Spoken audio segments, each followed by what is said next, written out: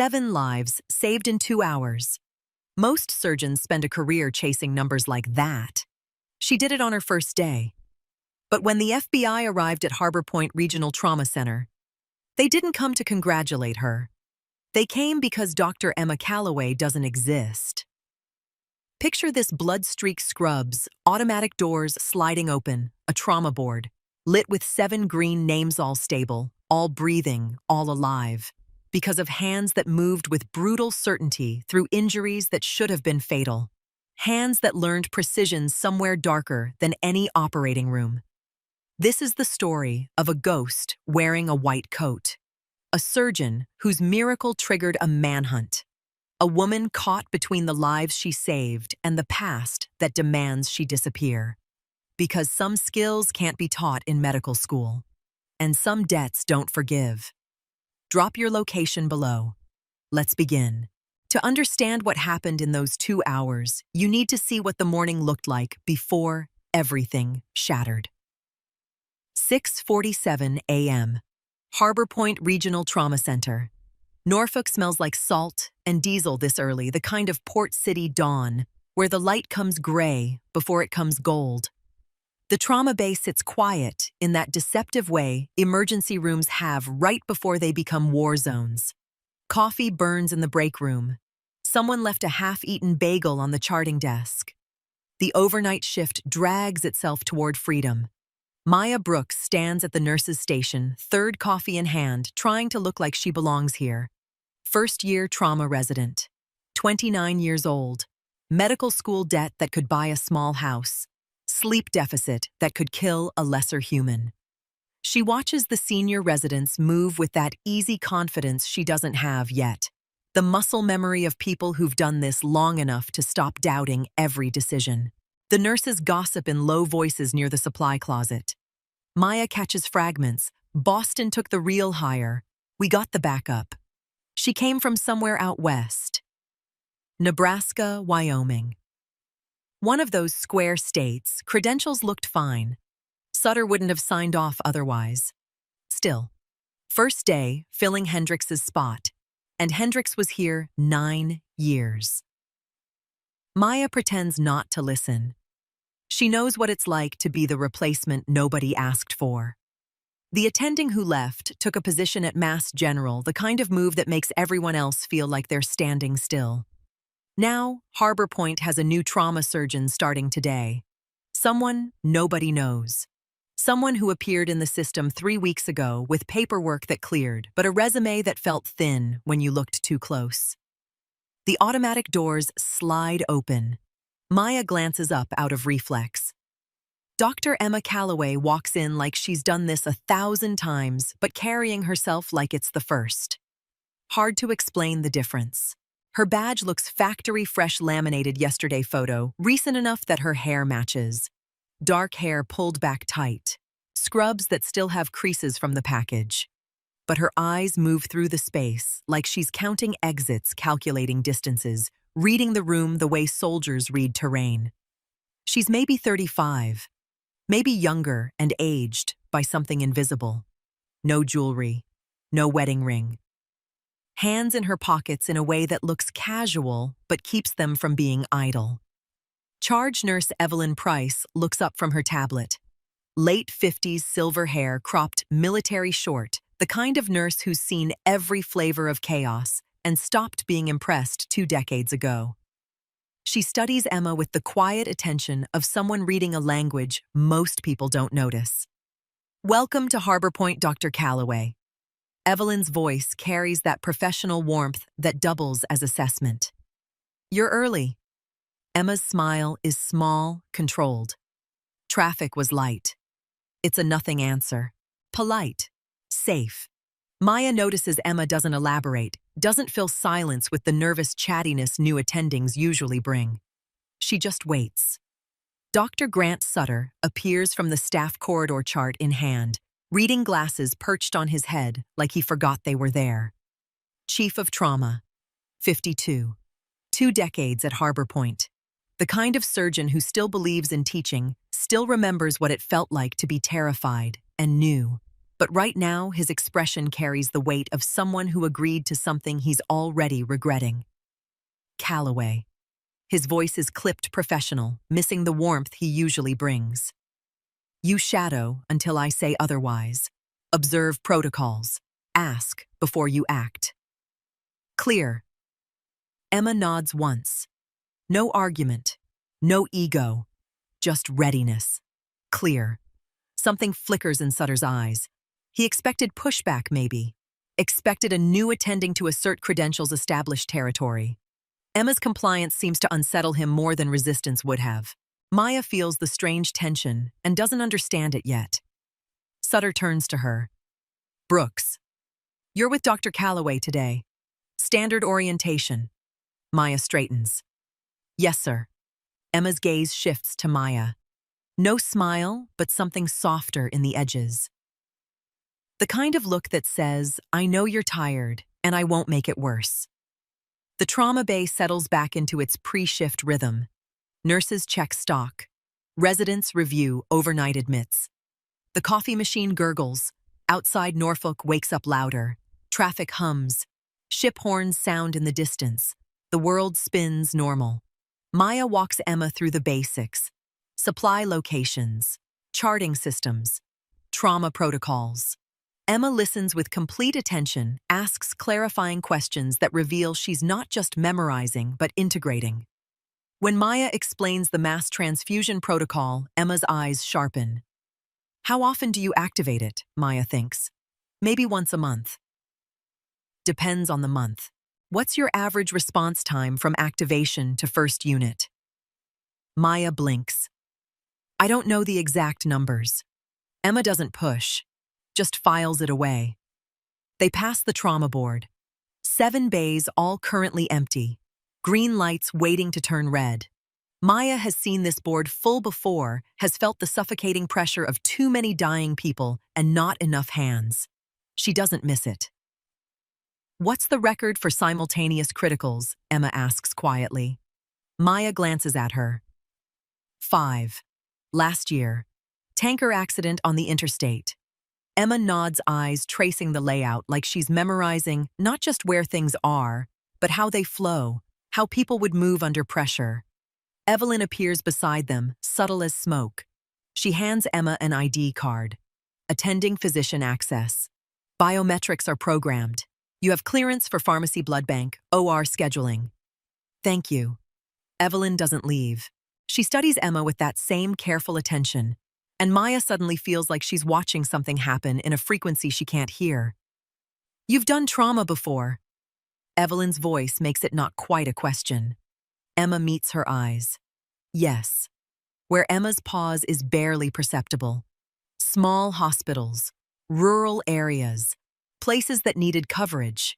It's not a lie. It's just not an answer. Evelyn seems to recognize the difference. She nods slowly, then walks away, but Maya catches her glancing back, once expression unreadable.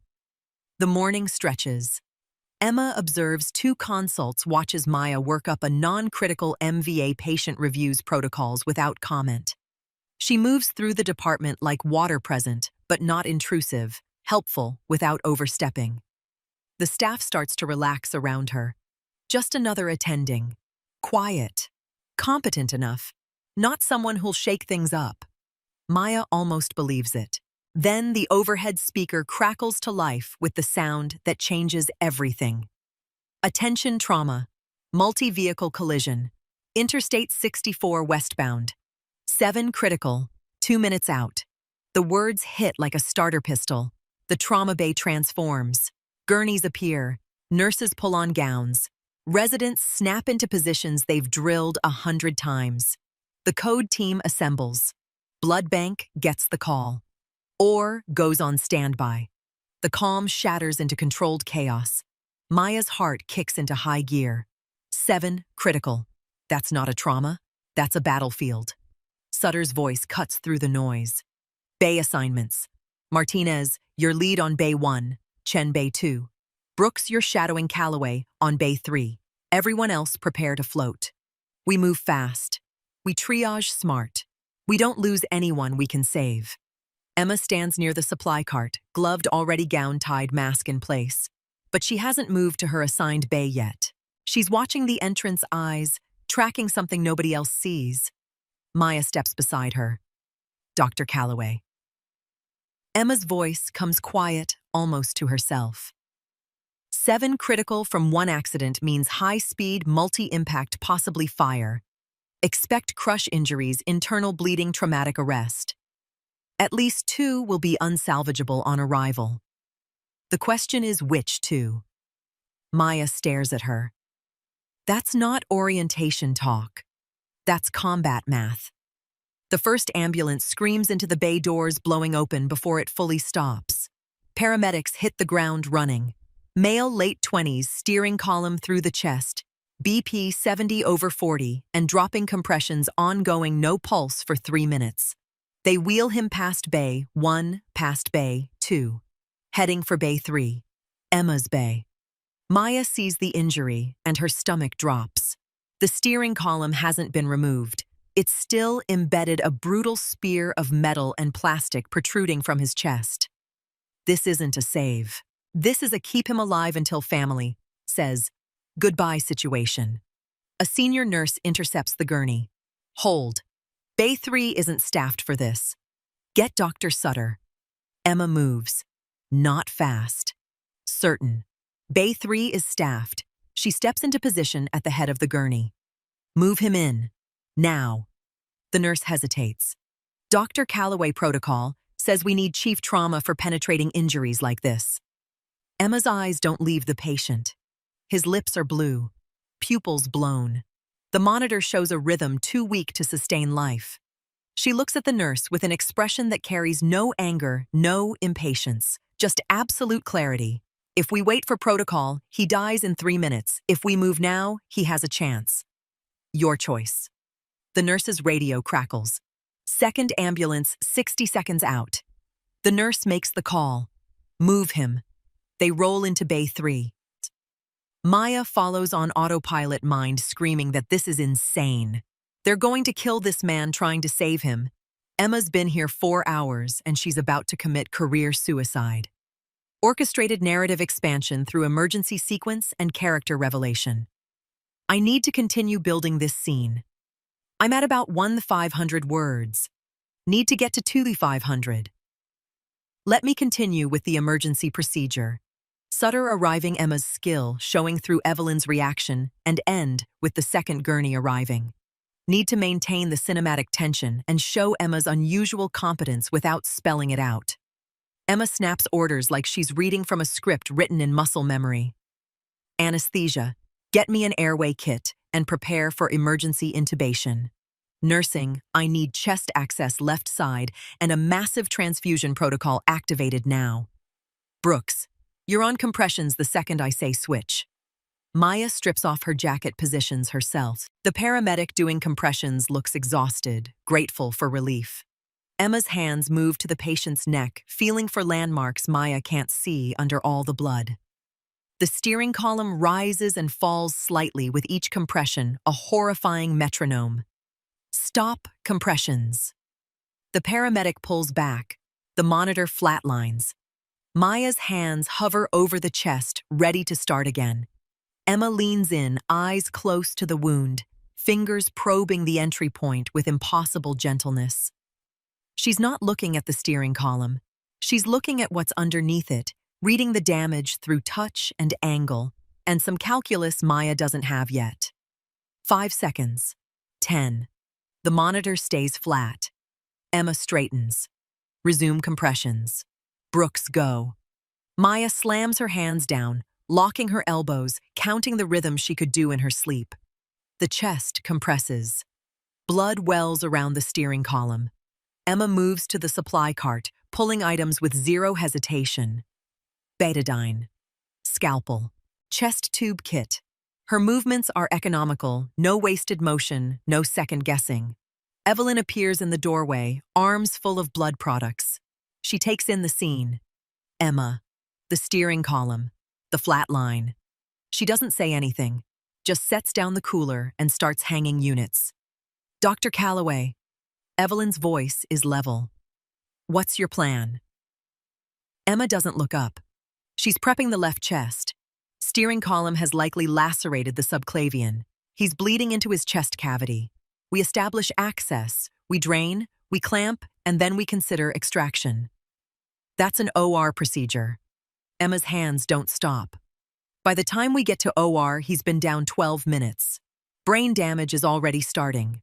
We stabilize here, we move fast. Evelyn absorbs this, then nods once and adjusts her position. Tell me what you need. The door slams open. Dr. Sutter, gowned and gloved, eyes wild. What the hell is happening in here? He sees the patient, sees Emma with a scalpel, sees the steering column. His face goes white. Calloway, step back. Right now. Emma makes the incision. Clean, precise. Blood wells, and she's ready for it, tube in hand. She doesn't look at Sutter. She looks at Maya. Brooks. How are compressions feeling? Maya realizes she's been counting on autopilot, arms burning. Tired. I can keep going. You have 30 more seconds, then we switch. Emma's voice carries no stress. Just information. Sutter moves to physically pull her away and then stops. Because something impossible is happening. Emma's hands are inside the incision now, not searching blindly but moving with brutal precision. She finds the chest tube placement, slides it in, connects suction. Dark blood pours out. 200 cc's, 400, 600. The monitor hiccups, a single blip of electrical activity. Sutter freezes. Emma's eyes flick to the screen, back to her hands. Switch compressions. Evelyn, you're up. Evelyn moves smoothly into position. Maya steps back, gasping, watching. Emma's fingers are doing something Maya can't fully see. Pressure, compression. The steering column shifts slightly, and Emma hisses, "Stop compressions," but her hands don't leave the wound. She's holding something, clamping something. The patient's chest moves on its own. Just once, shallow, involuntary. Then the monitor catches a rhythm. Weak, thready, but present. The room holds its breath. Emma withdraws her hands slowly, watching the monitor.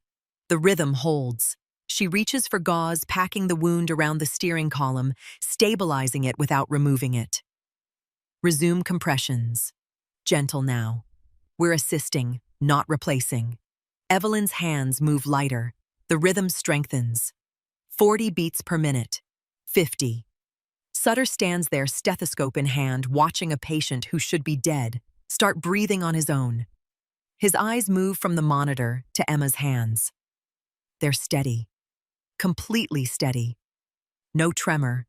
No hesitation. Hands that have done this before, in places where stopping wasn't an option. Dr. Calloway. His voice comes out strangled. Where did you train? Emma's focus stays on the patient. She's adjusting the packing, checking the chest tube output, monitoring the fragile rhythm they've coaxed back to life. Rural emergency medicine. You learn to improvise. It's not an answer. Sutter knows it. Maya knows it. Even Evelyn seems to recognize it for what it is. A deflection dressed as information. The monitor climbs to 60, 70. Blood pressure starts to register. 80 over 50. Not good, but alive. Sutter's jaw works. He wants to be angry. He wants to reprimand her for violating protocol, for making calls above her authority, for doing a procedure that could have killed this man. But the patient is breathing. The heart is beating. The impossible has happened in his trauma bay, and he doesn't know what to do with it. Outside, sirens scream closer. The second ambulance. The third. Evelyn's eyes meet Emma's for just a moment. There's something in that look. Not surprise. Recognition. Like a dialect she hasn't heard in years, but still understands. The overhead speaker crackles again. Second, critical incoming. Female, early 20s, multiple trauma, GCS 3. Maya looks at the doorway at the patient they just saved at Emma's profile. She's already mentally moving to the next bay.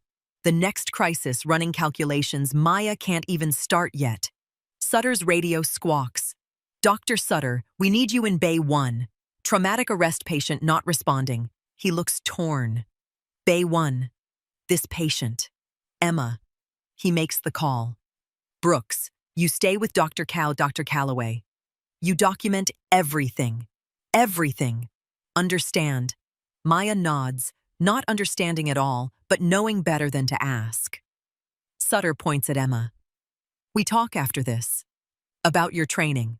About your credentials. About what the hell I just watched. He leaves. The room deflates slightly. Emma adjusts the IV flow, rechecks vitals. Maya watches her hands. They're not shaking. They should be. After what she just did, the adrenaline alone should have her vibrating. But she's calm, almost eerily calm. Dr. Calloway. Emma glances at her. Yes. How did you know it would work? Emma's expression doesn't change. I didn't know. I calculated odds and decided they were better than certain death. The honesty of it lands strange. No false confidence, no hero complex, just math and muscle memory. The second ambulance backs into the bay. Doors fly open. 2 paramedics, one doing chest compressions, one bagging. Female 23 ejected from vehicle, massive head trauma. Internal injuries, we've lost her twice. Emma's eyes sweep the new patient. She sees something. Maya doesn't make some assessment in the space between heartbeats. Then she looks at Maya with an expression that carries both apology and inevitability. Next. And Maya understands with cold clarity that this morning is just beginning. That 7 critical means 7 battles, 7 impossible decisions, 7 moments where Emma Calloway will do things that nobody should be able to do. The trauma board lights up, red across all 7 bays. The department transforms into controlled chaos. Residents running, nurses shouting vitals, alarms screaming. The smell of blood and antiseptic and fear. Somewhere in the surgical gallery, Dr. Sutter pulls out his phone, jaw tight, and makes a call that will change everything. His voice low, urgent, asking questions about credentials and background checks and why certain databases show anomalies in Dr. Emma Calloway's file. But down in the trauma bay, Emma has already moved to the next patient. Hands steady, eyes, clear, fighting death. With the kind of certainty that only comes from having done it in places where the rules were optional and survival was the only metric that mattered. Patient number 2 arrives on a wave of shouting and the metallic smell of blood too fresh to have started clotting. The gurney slams through Bay 4's entrance hard enough to rattle the equipment trays. Female 23 ejected through windshield, massive internal bleeding abdomen, rigid, BP dropping. We can't find the source. The paramedic's voice carries the edge of someone who's been doing compressions for 8 minutes straight and knows it's not enough. Emma moves to the head of the bed, Maya following, still trying to process what just happened in Bay 3. Behind them, patient 1's monitor beeps steadily. Alive. Against all probability, alive. Emma's hands move to the patient's abdomen. She doesn't palpate gently the way they teach in medical school. She reads the topology like topography. Fingers pressing here, there, watching how the tissue responds or doesn't. The woman's face is young under the blood and road rash. College sweatshirt torn open by paramedic shears. A student ID badge still clipped to her belt loop. Transfer on 3. Emma's voice cuts through the noise. 1, 2, 3. They shift her to the trauma bay bed. The movement causes a visible distension in the left upper quadrant. Emma's eyes lock on it. Massive transfusion protocol. O-6 units start now. Get me an ultrasound and prep for emergency laparotomy. Maya fumbles with the ultrasound machine. She's done this before, but her hands feel clumsy, slow. Emma takes the probe. Doesn't wait for gel, uses the blood already coating the abdomen. The screen shows what Maya feared. Free fluid. Lots of it. The spleen is a dark, irregular mass where it should be smooth. Splenic rupture. Grade 5. Emma's voice stays level. She's bleeding into her abdomen faster than we can replace it. We have maybe 4 minutes before she arrests. A resident from another bay appears in the doorway. Dr. Calloway, doctor. Sutter says you need to wait for surgical consult before proceeding to OR. Emma doesn't look up. She's already scrubbing the abdomen with betadine one-handed, the other holding pressure. Tell Dr. Sutter I'll wait for surgical consult in the OR. This patient doesn't have time for bureaucracy. The resident hesitates, radio halfway to his mouth. Emma's eyes lift. When she speaks, her voice carries something Maya hasn't heard before. Not anger, authority, the kind that expects obedience because lives depend on it. 4 minutes. That's how long she has. You can spend 2 of them arguing with me, or you can spend them getting the OR ready. Choose. The resident runs. Maya watches Emma work. The movements are efficient, but there's something else underneath. Something that looks like muscle memory from a different kind of medicine. Emma doesn't move like she's following protocols. She moves like she's executing drills. An anesthesiologist arrives, taking one look at the monitor and going pale. We're not going to make it to OR. Emma's jaw tightens. Yes, we are. Hang another 2 units. Push fluids wide open. Brooks, you're going to help me clamp the splenic artery percutaneously. Maya's brain stutters. That's not a thing. That's not a procedure anyone does outside of interventional radiology. I don't know how to do that. Emma's hands don't stop moving. I'll guide you. Trust your fingers, not your fear. She positions Maya's hands on the abdomen, pressing them down until Maya feels something under her fingertips. A pulse. Thready, but present. That's the artery. Feel it. Maya nods, terrified. When I say compress, you press down and medial. Hard. Like you're trying to stop a garden hose. Understand. The patient's BP drops to 60/30. The monitor alarm screams. Now. Maya presses. She feels the pulse weaken under her fingers, feels the resistance of tissue and blood and desperation. Emma watches the monitor. The bleeding slows. Not stopped, but slowed. Hold it. Don't let up. They move as a unit. Maya pressing Emma, directing the gurney, the anesthesiologist managing airways and blood products, all of them racing toward the elevator. The hallway blurs. Overhead lights strobe past. They hit the OR floor at a dead run. The surgical team waits, gowned and skeptical. The lead surgeon, Dr. Patricia Valdez, sees Emma and her expression hardens. Calloway. I didn't approve this. Emma keeps moving toward the OR suite. You can disapprove while we save her life, or you can scrub in and help. Your choice. Valdez stares at her for one long moment. Then she turns to her team. Open room 2. Let's go. Inside the OR, under the lights, Emma's hands transform. They move with a precision that makes the surgical residents look clumsy by comparison. She doesn't search for the splenic artery. She goes directly to it, as if she's done this exact surgery in this exact circumstance dozens of times. Maya stands at the edge of the sterile field, watching. Emma makes the initial incision, and suddenly the abdomen is a landscape of damage. The spleen is shattered. Multiple lacerations, bleeding from surfaces Maya can't even identify. Valdez takes one look and reaches for the suction. This is a disaster. We're going to be here for hours. Emma's voice comes quiet, but absolute. 30 minutes. We stabilize, we remove the spleen, we close. She doesn't have hours. You can't promise that. Watch me. What happens next looks less like surgery and more like orchestrated violence. Emma's hands move faster than Maya thought possible, while maintaining precision. She's not being careful. She's being effective. Each movement serves a purpose. No hesitation. No second guessing. She removes the spleen in sections, ties off bleeders before they become catastrophic, works through the damage, like she's reading from a playbook written in blood. The anesthesiologist calls out vitals.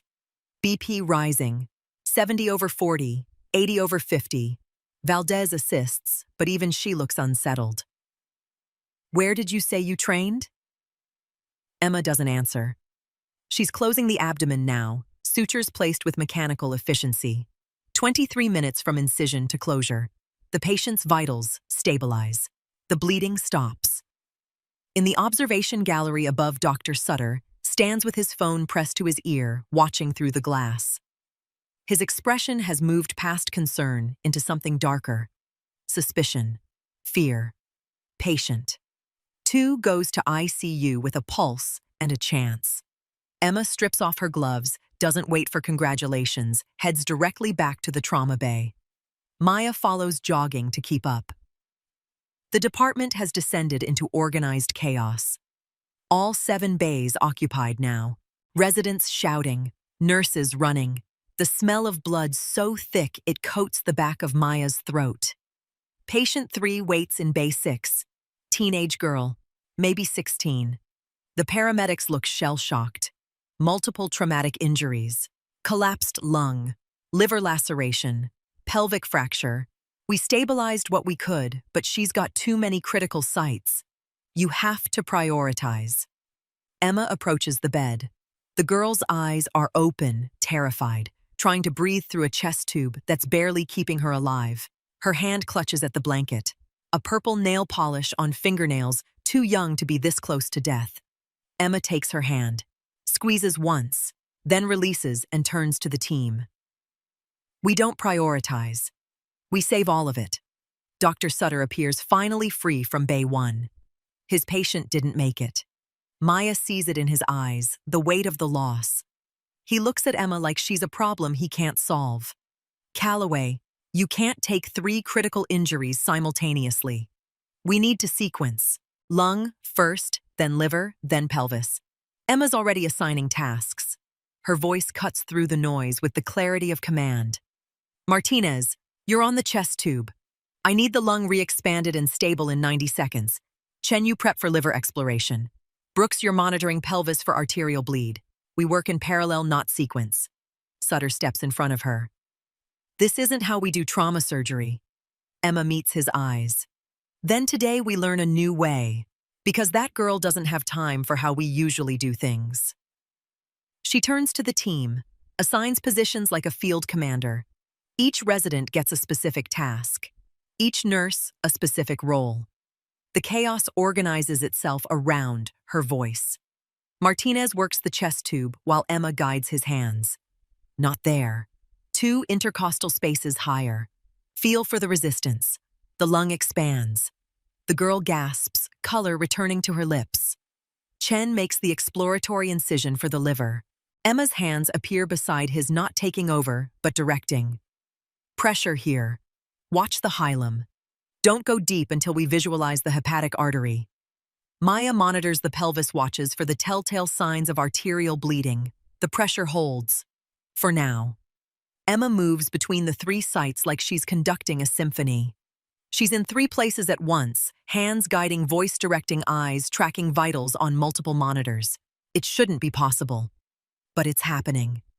Dr. Sutter stands at the periphery, no longer trying to intervene. He's watching, recording. His jaw works like he's chewing on questions he can't ask yet. 15 minutes later, all 3 sites are stabilized. The girl's vitals climb out of the critical zone. Her hand unclenches from the blanket. She's crying, but breathing. Emma leans down close to her ear. You're going to be okay. We've got you. The girl nods, can't speak, just nods. In the gallery, Sutter makes another call. His voice too low to hear, but his expression clear. Something is wrong. Something about Emma Calloway doesn't fit. Patient 4 arrives during the 30-second window where Emma thought she might catch her breath. No such luck. Male, mid-40s, unconscious, severe head trauma, multiple fractures, clinically dead at scene for 6 minutes before we got return of spontaneous circulation. Emma approaches the bed and stops. Just for 1 heartbeat, just long enough for Maya to notice. The patient has a tattoo on his forearm. Military insignia, unit designation, Afghanistan. A deployment patch, half visible under the blood. Dr. Calloway, Maya's voice pulls her back. Emma blinks, refocuses. Yes. Head trauma protocol. Get me a CT and prep for possible craniotomy. But Maya saw it. That flicker of recognition. That moment of hesitation. It landed wrong. You know him. Emma's answer comes too fast. No. The word hangs in the air like smoke. Maya doesn't believe it. Can't prove it. But doesn't believe it. Emma works on patient 4 with the same efficiency, the same precision. But something's different now. Her hands move correctly, but there's tension in her shoulders that wasn't there before. She saves him, stabilizes the fractures, manages the intracranial pressure, does everything right. But when his chart asks for next of kin, Emma's pen hovers over the paper for 3 full seconds before writing unknown. Maya files that away, adds it to the growing list of things that don't fit. Patient 5 comes in burned and broken. Structure fire, crush injuries under a collapsed wall, smoke inhalation. The kind of patient that requires a team of specialists and hours of careful treatment. Emma triages him in 90 seconds, makes calls that prioritize survival over perfection, stabilizes the airway, addresses the crush syndrome, manages the burns as secondary. It's brutal medicine, efficient medicine, the kind of medicine you practice when resources are limited and time is shorter. Dr. Valdez appears again, still in her surgical gown from patient 2. She watches Emma work for a full minute before speaking. That's combat triage. Emma doesn't look up. That's effective triage. Valdez crosses her arms. I spent 3 years in Army surgical units, Iraq, Afghanistan. I know combat medicine when I see it. Emma's hands don't stop moving. Then you know why I'm doing it this way. Where did you serve? Emma's jaw tightens. I didn't. It's a lie. Everyone in the room knows it. But Emma doesn't elaborate and Valdez doesn't push. Not yet. Patient 5 stabilizes. Burns wrapped. Crush injuries managed. Airway secure. He'll need weeks of treatment, but he'll live to need it. 5 down. 2 to go. Maya's lost track of time. Her scrubs are soaked with other people's blood. Her hands shake when she tries to hold a chart. She's watched Emma Calloway save 5 people who should be dead. Watched her work like someone who learned surgery in places where failure meant bodies, not lawsuits. Patient 6 arrives and everything gets worse. Pregnant female, 28 weeks, severe abdominal trauma, fetal distress, maternal vitals, critical. The trauma bay fills with obstetric specialists. NICU team on standby. Everyone talking at once. The protocols are clear. In a choice between mother and fetus, you save the mother. Always. The math is brutal but simple. Emma looks at the monitors. Fetal heart rate dropping. Maternal blood pressure in the basement. The woman is unconscious. Can't consent. Can't choose. The OB attending Dr. Sarah Chen speaks with the calm of someone delivering news they've delivered before. We need to prepare for emergency C-section, but the priority is maternal stabilization. If we can't stabilize her, we lose both. Emma's eyes move between the 2 monitors. Calculating. The fetal heart rate dips lower. 120, 110, 100. We save both. Dr. Chen shakes her head. Dr. Calloway. That's not realistic given her injuries. Emma's voice doesn't rise. Doesn't need to. We save both. That's not a debate. That's the outcome. Now tell me what you need to make it happen. The room goes silent. Dr. Chen stares at her. Then something shifts. She nods. I need her pressure above 90 systolic and stable for at least 3 minutes. Can you give me that? Emma looks at the injuries. Liver laceration, possible splenic damage, internal bleeding. She looks at Maya. Brooks, you're going to help me perform a resuscitative laparotomy while Dr. Chen preps for C-section. We work simultaneously. Maya's mind blanks. That's impossible. You can't do abdominal surgery and deliver a baby at the same time. Emma's already moving. Watch me. What happens next will haunt Maya for the rest of her career. Emma opens the abdomen while Dr. Chen prepares the uterus. 2 surgical fields, 2 teams, 1 patient dying fast enough to take her baby with her. Emma finds the liver laceration, clamps it, doesn't bother with careful exploration, just finds the bleeder and stops it. Her hands move to the spleen. Partial rupture. She makes a decision in seconds. Remove it. No time for repair. Dr. Chen works on the other side of the drape. Incision made. Uterus exposed. Emma shouts vitals while working. BP rising. 70/40. 80/40. 85/50. Dr. Chen's voice tight with concentration. I need 90 systolic. Emma's hands blur. She's tying off vessels, closing the liver defect, removing the spleen like she's done it 1,000 times in half the time. The monitor climbs. 88, 89, 90/55. Emma's voice cuts through the tension. You have your window. Go. Dr. Chen moves. The baby comes out, not crying. NICU team swarms. Suction. Stimulation. The room holds its breath. Then a cry. Thin. Reedy. But alive. 28 weeks. 1 pound 12 ounces. The NICU attending works with controlled urgency. He's viable. We need to move him now. They rush the baby out. Dr. Chen closes the uterus. Emma closes the abdomen. The mother's vitals stabilize. Both surgeries complete. Both patients alive. The room empties slowly. Specialists filtering out. Nurses cleaning up. Dr. Chen strips off her gloves, looks at Emma with something between awe and disturbance. I've never seen anyone do that before. Emma's voice comes tired. Neither have I. It's the first honest thing she's said all day. Dr. Chen leaves. Maya stands in the corner trying to process. She's watched Emma Calloway perform miracles for 6 hours straight. 6 patients saved. 1 more to go. Dr. Sutter appears in the doorway. His face is stone. Calloway. My office. Now. Emma looks at the trauma board. 1 red light remaining. Bay 7. I have 1 more patient. Sutter's voice hardens. The FBI is here. They're in my office. They want to talk to you about your credentials, about your background, about why your fingerprints flagged in a federal database this morning. The room temperature drops. Emma's mask cracks. Just for a second. Just enough for Maya to see the fear underneath. What database? Sutter steps closer. They didn't say. But they mentioned that according to their records, Dr. Emma Calloway didn't exist 3 years ago. Emma's eyes close. When they open again, she's reset, composed. Tell them I'm in surgery. Because I am. She walks past Sutter toward Bay 7. He grabs her arm.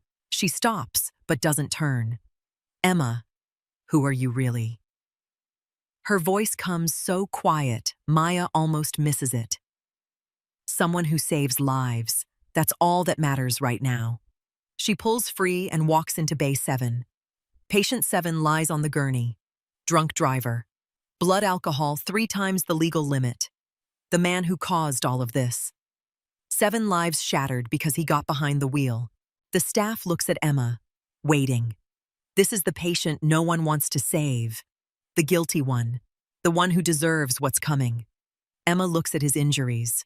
Severe. Critical. He's dying. She gloves up. A nurse speaks carefully. Dr. Calloway, maybe you should let someone else handle this one.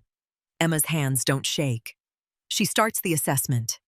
ABCs. Airway breathing circulation. Standard protocol applied to a man who destroyed 7 other people's lives. He's still a patient. We still have an oath. She saves him. Not because he deserves it, because that's what she does. That's who she is. Even when it's the hardest thing she's ever had to do. 23 minutes later, patient 7 is stabilized. All 7 red lights on the trauma board flip to green. 7 critical patients, all alive, all breathing. The staff stands in stunned silence. Someone whispers, "She actually did it." Emma strips off her gloves. Her hands are steady, but her knuckles are raw scraped like they've done this kind of work in harsher places than an operating room. She walks out of Bay 7, down the hall, toward Dr. Sutter's office where 2 FBI agents wait. Behind her, Maya Brooks stands in the trauma bay, surrounded by miracles and questions. She pulls out her phone, starts documenting everything she saw, every impossible procedure, every technique that didn't match civilian medical training. Because Maya knows what the FBI is about to discover. Emma Calloway isn't just a surgeon. She's something else. Someone else. And the 7 lives she just saved might be the last thing she does before disappearing forever. The hallway stretches ahead. Emma walks it like a condemned prisoner. At the far end, through the glass office walls, she can see them. 2 figures in dark suits, badges catching the fluorescent light, waiting. The walk to Sutter's office feels longer than it should. Emma's boots make no sound on the linoleum. Behind her, the trauma bay continues its aftermath rhythm. Nurses charting, residents debriefing, the mechanical beep of monitors watching over 7 patients who shouldn't be alive. She passes a window. Outside, Norfolk continues its ordinary Tuesday. Cars on the highway, ships in the harbor, people living lives that don't include federal investigations or identities built on graves. Dr. Sutter walks 3 steps ahead, not looking back. His shoulders carry the tension of a man who hired someone he's about to lose. At his office door, he stops, turns. His eyes search her face for something. An explanation, a denial, anything that makes this make sense. I vouched for you. You. His voice is low enough that it won't carry. I signed your credentials. Put my name on your hire. Emma meets his gaze. I know. If this goes wrong, it destroys both of us. She nods. I know that too. His hand rests on the door handle. Are you at least a real doctor? The question lands with unexpected weight. Emma's throat tightens. Yes. Everything I did in that trauma bay was real. Every life I saved was real. Sutter's jaw works. Then why do the FBI think you're a ghost? Because ghosts are useful. Until they're not. He opens the door. The office is small, functional. Sutter's diplomas on one wall, family photos on another, a desk buried under charts and medical journals. And in the 2 chairs facing the desk, 2 people who don't belong in hospitals. Agent Caleb Rains stands when they enter, tall, early 40s, gray suit that fits too well to be government budget. His face carries the neutral expression of someone trained to reveal nothing. When he extends his hand, Emma notices the calluses. Not from paperwork, from other things. Dr. Calloway. I'm Special Agent Rains, this is Agent Mercer. Agent Claire Mercer doesn't stand. Late 30s, dark hair pulled back severe, eyes that track movement like prey assessment. She watches Emma with the attention of someone reading a language most people don't speak. Emma shakes Rains' hand. His grip is firm, professional, and lasts exactly 1 second too long. Measuring, cataloging. Please sit. He gestures to a 3rd chair that wasn't there before. They brought it. Prepared for this. I need to document my patients first. Emma remains standing. Standard procedure after mass casualty events. Rains' smile doesn't reach his eyes. Of course, Agent Mercer will accompany you. That's not necessary. Claire stands smoothing her jacket. It's very necessary. Dr. Sutter's phone buzzes. He glances at it, then at Emma, then at the agents. I'll be in the ICU if you need me. The door closes behind him. The office feels smaller. Emma moves to Sutter's computer, logs in with her credentials. The screen loads. Patient charts. 7 names. She starts typing. Clinical notes. Procedures performed. Outcomes. Her fingers move automatically, but her mind is 3 steps ahead, calculating exits that don't exist. Claire positions herself where she can see both the door and the screen. Not blocking, just present. Her hand rests near her hip where Emma knows the weapon sits. Impressive work today. Claire's voice is conversational. 7 critical saves in under 3 hours. Emma doesn't look up. I had help. The team was excellent. Still, that's the kind of success rate we see in combat surgical units. Not civilian trauma centers. The cursor blinks. Emma types another line. Maybe civilian surgeons are better than you think. Claire's reflection moves in the dark screen. She's leaning against the wall now, arms crossed.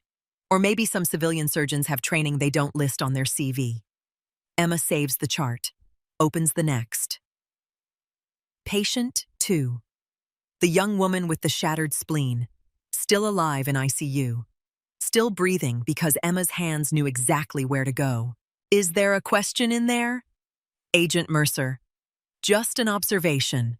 The typing continues. Clinical shorthand. Medical terminology. The language of saving lives documented for insurance and lawsuits and the permanent record. Claire pulls out a tablet, taps the screen. Your fingerprints were scanned when you accessed the pharmaceutical locker this morning. Standard security protocol. Emma knows where this is going. Keeps typing. Those prints ran through our federal databases. Routine check. Nothing personal. The cursor blinks. Emma's hands pause on the keyboard. Just for a heartbeat. They flagged. Claire's voice drops lower. High priority flag.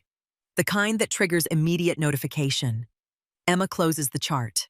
Opens another. Patient 3. The teenage girl with 3 critical injuries. Purple nail polish and terrified eyes. She'll wake up tomorrow. She'll go to college. She'll have a life because Emma refused to choose which parts of her got to live. Lots of people have fingerprints in databases. Emma's voice stays level. Medical licensing. Background checks. Orchestrated narrative tension through sequential revelations and plot escalation. Good. I'm building tension here. Need to continue with Claire revealing more about the fingerprints matching someone listed as KIA. Then the reveal of Captain Nora Vance's introduction of General Kessler and the revelation that the accident was deliberate. Need to maintain the pacing and build to the power outage and Kessler's arrival. Not like this. Claire sets the tablet on the desk screen facing Emma. The image shows a military photo, dress uniform, captain's bars. A woman who could be Emma's twin if you ignore the harder edges, the 1,000-yard stare, the way her jaw sets like she's waiting for incoming fire. The name underneath reads, Captain Nora Vance. Status, KIA. Date, 3 years, 2 months, 17 days ago. Emma's fingers stop moving. The office goes very quiet. Claire leans forward. The thing about KIA designations is they're permanent. You don't come back from dead. Not in our system. Emma stares at the photo, at a version of herself in a life she buried. The uniform fits wrong in her memory now, like clothes that belong to someone else. That's not me. The lie tastes like ash. Your fingerprints say different. Claire's voice is gentle, almost kind. They're a perfect match. All 10 digits. The kind of match that doesn't happen by accident. Emma closes the laptop, turns in the chair, looks Claire in the eyes. Whatever database you're accessing is wrong. I'm Dr. Emma Calloway. I went to medical school in Nebraska, did my residency in Wyoming. My credentials are valid. Claire doesn't blink. Nebraska has no record of an Emma Calloway in their medical school for the years you claim. Neither does Wyoming. We checked. The walls feel closer. Emma's training kicks in. Multiple exits. Nearest weapon. Time to the door. But there's nowhere to run. That matters. Not anymore. We also checked with the State Department. Claire opens another file. Birth certificate, social security number, driver's license. All generated within the last 3 years. Professional work. Expensive work. The kind of false identity that takes serious resources. Emma stands. I need to check on my patients. Claire doesn't move. Sit down, Captain. The rank hits like a slap. Emma's knees want to lock to attention. Muscle memory from a life she swore was over. I'm not a captain. Not anymore. Then who are you? The question hangs in the sterile office air. Outside, a code blue alarm sounds. Someone's heart stopping. Someone dying. Emma's instinct screams to run toward it to do the only thing she knows how to do right. Save lives. Fix what's broken. Make death wait another day. But Claire stands between her and the door, and they both know this conversation isn't finished. The door opens. Agent Rains enters carrying a folder thick enough to be someone's entire life. He sets it on the desk with deliberate care. We need to talk about General Adrian Kessler. His voice is flat, professional, the kind of flat that covers rage. Emma's blood runs cold. She sits down hard. Claire catches the reaction. You know the name. Emma's hands curl into fists. Old habit. Preparation for violence that won't help here. Everyone who served in combat surgical units knows that name. Rains opens the folder. Photographs spill out. Crime scenes. Body bags. Incident reports with whole paragraphs redacted. And in the center, a military portrait. General Adrian Kessler. 3 stars.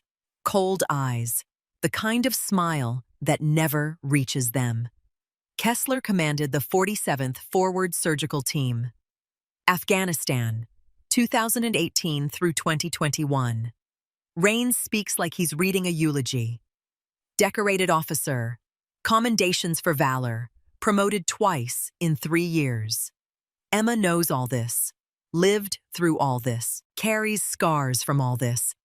He was also running an illegal operation. Claire takes over tag team interrogation, using combat surgical units as cover for extraordinary rendition. Prisoners brought to field hospitals for interrogation. Enhanced techniques. War crimes with medical personnel forced to participate. Emma's jaw clenches so hard, her teeth ache. 3 whistleblowers tried to expose him. Rains taps 3 photos. Captain Sarah Mitchell, Lieutenant James Rodriguez, Major David Chen. All 3 died in what were classified as combat incidents. Emma knows those names too. Worked beside them. Watched them die. Carried their bodies. And then there was Captain Nora Vance. Claire's voice softens. Combat surgeon. Decorated. Respected. She witnessed Kessler's operation firsthand, gathered evidence, was preparing to testify. Emma's breath comes shallow. The office walls close in. 3 years ago, her convoy hit an IED outside Kandahar. Rains slides a photo across the desk. Destroyed vehicles, body parts, the kind of devastation that doesn't leave survivors. Captain Vance was listed as KIA. No remains recovered. Closed casket funeral. Except you're not dead. Claire's eyes bore into Emma. You're here. You've been hiding. And we need to know why. Emma stares at the photo, at the wreckage that was supposed to be her grave. She remembers the explosion, the heat, the screaming, the choice to run or die. She chose wrong, or right. She still doesn't know which. Kessler was arrested 6 months after your death. Rains continues. Court-martialed. The evidence you gathered was found in a safety deposit box under a false name. It was enough to convict him. Emma's head snaps up. He went to prison Fort Leavenworth. Military prison. 10 years. Claire pauses. He was released 6 months ago. Good behavior. Political pressure. Connections that go higher than you want to know. Emma's stomach drops. He disappeared 2 weeks ago. Cut his monitoring bracelet. Vanished. Rains leans forward. We think he's hunting the people who destroyed his career. The witnesses. The evidence gatherers. The ones who survived. And you think I'm on that list? We know you're on that list. Claire's voice hardens. Because this morning's accident wasn't an accident. The words don't make sense at first. Emma's brain rejects them. 7 random people. Wrong place, wrong time. Tragic, but meaningless. Rains spreads out 7 files. The victims. We ran background checks. Started seeing patterns. He taps the first photo. Mark Stevens. Steering column through the chest. Works for Defense Intelligence Agency. Asset handler. His brother testified against Kessler. Second photo. Jennifer Hayes. The young woman with the ruptured spleen. Her father was JAG Corps. Prosecuted Kessler's court-martial. Third photo. The teenage girl. Emma's breath catches. Rebecca Walsh. Daughter of Colonel Thomas Walsh. Claire's voice is ice. Walsh was Kessler's direct superior, testified that Kessler's operation violated the Geneva Conventions. Emma stands. The chair scrapes. No, this isn't possible. 4 more photos. 4 more connections. Every victim tied to Kessler's prosecution. Every life saved this morning was saved because Kessler chose them to die. This wasn't a traffic accident. Rains closes the folder. This was a demonstration. A message. Kessler wanted to show he could reach anyone, hurt anyone, and he wanted you to know it was him. Why Emma's voice cracks? Why would he want me to know? Because you're not just a witness. Claire stands. You're the primary witness. Your evidence was the foundation of the case. Without you, the conviction falls apart. With you, it stands. The office tilts. Emma grabs the desk.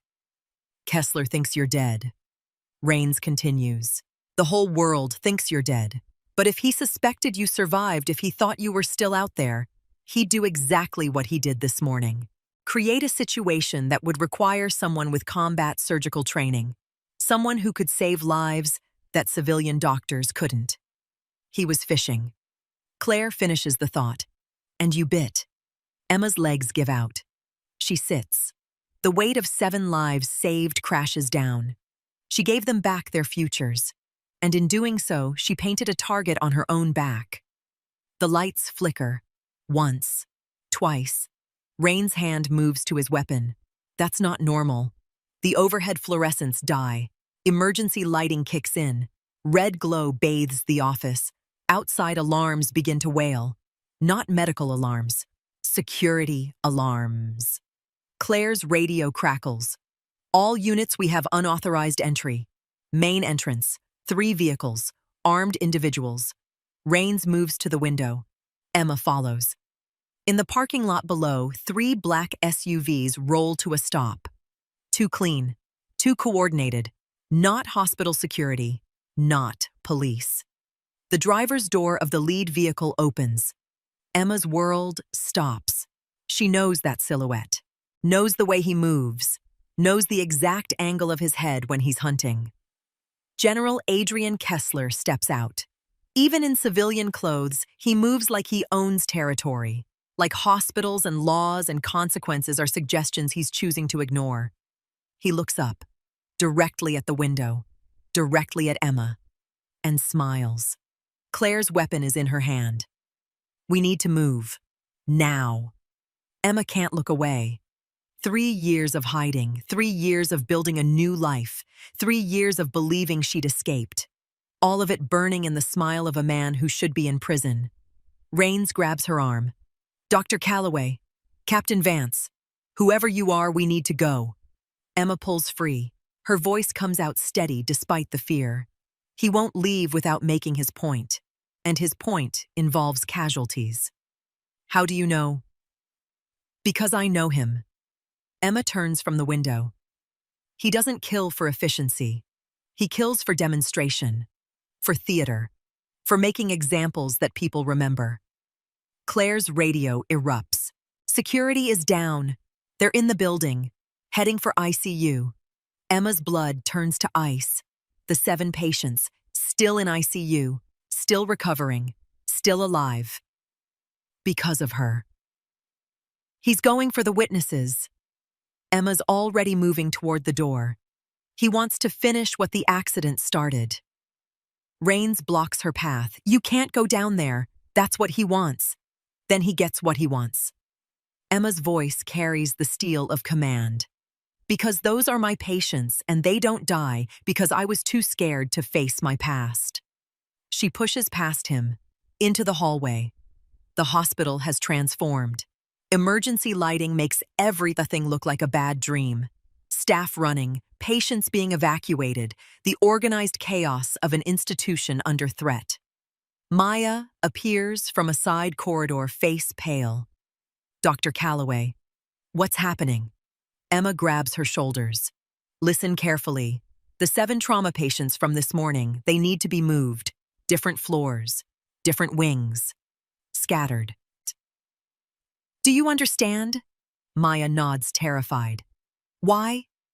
Because someone's coming for them. Gates. Emma releases her. And I need them too, spread out to kill efficiently. Maya runs. Emma heads for the stairwell. Behind her, Claire and Rains follow, weapons drawn, arguing into radios about jurisdiction and backup, and protocols that won't matter if Kessler reaches the ICU first. The stairwell echoes with footsteps, up and down, people fleeing. Emma climbs against the flow, toward the ICU, toward the confrontation she's been running from for 3 years. At the ICU floor, the doors stand open. The hallway stretches long and empty. Too empty. Emergency lights paint everything red. Emma steps out. Claire and Rains flank her, and from the far end of the corridor, a figure emerges from the shadows. General Adrian Kessler walks toward them like he's reviewing troops. 3 men behind him, ex-military.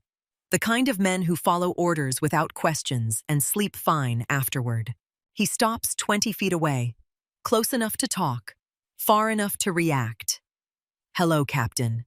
His voice is exactly as Emma remembers. Cultured, educated. The voice of a man who quotes literature before ordering executions. Emma's hands lift. Not surrender. Hospital instinct. Don't shoot near the sick. Behind the glass walls, ICU patients lie in beds. Monitors beeping. Ventilators hissing. Lives sustained by machines and medications, and the fragile hope that tomorrow will come. Kessler's smile widens. 3 years. I have to admit, I wasn't certain you survived. The IED was quite thorough. Emma finds her voice. You sent me flowers. To my funeral. I did. Lovely service. Your mother wept beautifully. The cruelty lands clean. Emma's mother, who buried an empty casket. Who mourned a daughter that never died. Who still doesn't know the truth. What do you want? Emma keeps her voice level. Kessler clasps his hands behind his back. Parade rest. What I've always wanted. Justice. Accountability. The restoration of my reputation. You tortured prisoners, violated the Geneva Conventions, killed anyone who tried to stop you. I served my country. Kessler's voice hardens, in ways that soft people like you couldn't stomach. And when my methods became inconvenient, I was sacrificed to political correctness. You were convicted of war crimes by a court that relied on evidence from a dead woman. He steps closer. Except you're not dead, are you, Captain, which makes my convictions somewhat problematic. Claire's weapon rises. Mr. Kessler, you need to step back. Kessler doesn't look at her. His eyes stay locked on Emma. Agent Mercer, FBI, decorated agent. By the book. He smiles. Tell me, Agent, do you have jurisdiction here? This is a military matter, between soldiers. Rains steps forward. It's a federal matter. You're violating the terms of your release. Kessler finally looks at him, and his expression changes. Shifts. Something darker underneath. Agent Rains. His voice drops. Caleb Rains. DOD liaison. Security clearance level 4. He tilts his head. How interesting that you're here. Rains's face goes blank. Professional mask slipping into place. Emma's stomach drops. She sees it. The micro-expression. The flicker of recognition. Claire sees it too. Rains. Her weapon shifts. Slightly. Toward her partner. Rains's hand moves to his weapon, but he doesn't draw it. Not yet. I think Agent Rains and I have mutual friends. Kessler's smile is predatory. People who understand that national security requires difficult choices, that some operations exist in gray areas, that witnesses who threaten those operations become liabilities. Claire's voice is ice. Rains, what is he talking about? Rains doesn't answer. His eyes move between Kessler and Emma. Calculating. Kessler nods to his men. They move. Not toward Emma, toward the ICU rooms. Emma's hands drop to her sides, fists clenched. Stop. Or what Kessler spreads his arms. You'll save them again.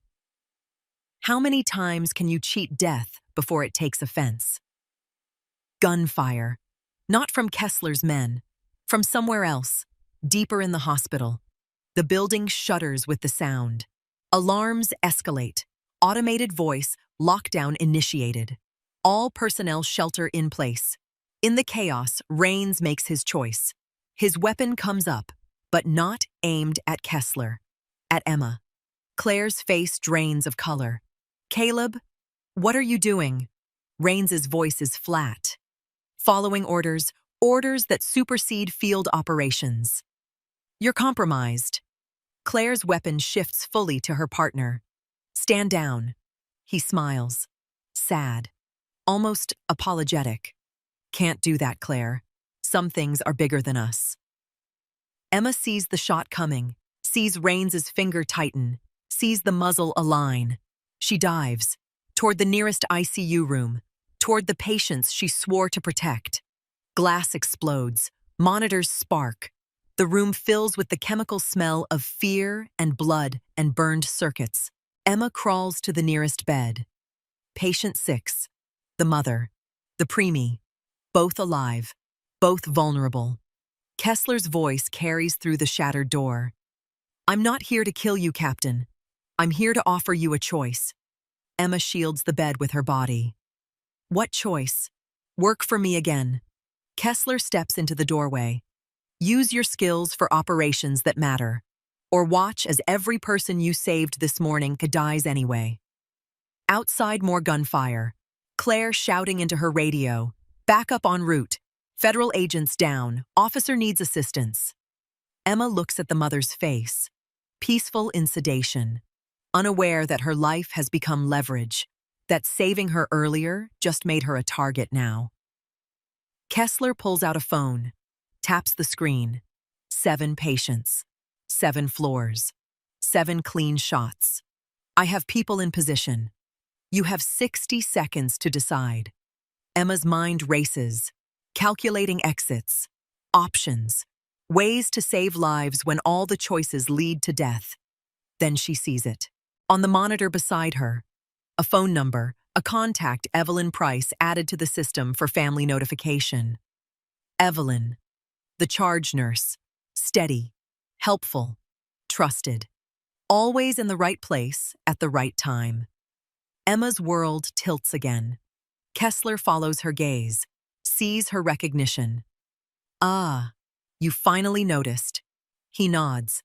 Evelyn has been quite helpful.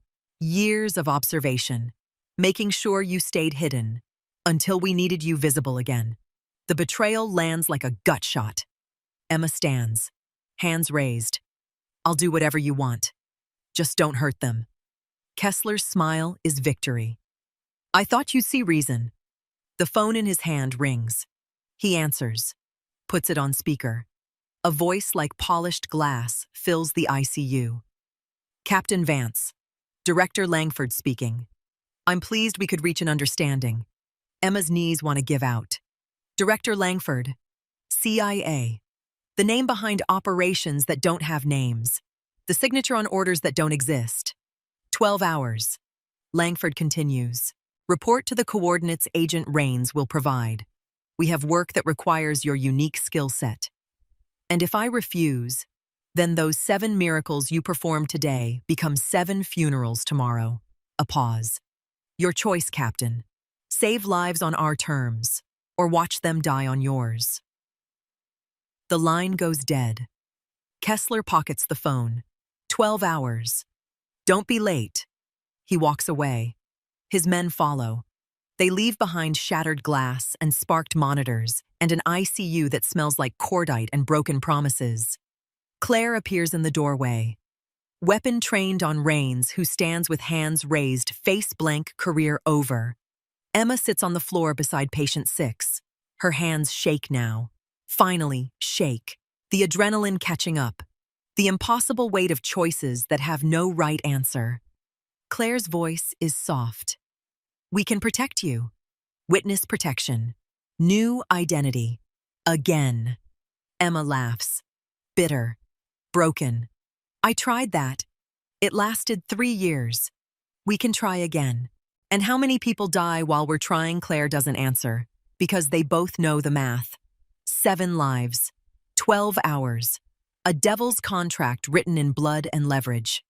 Emma stands. Checks the mother's vitals. Still stable. Still alive.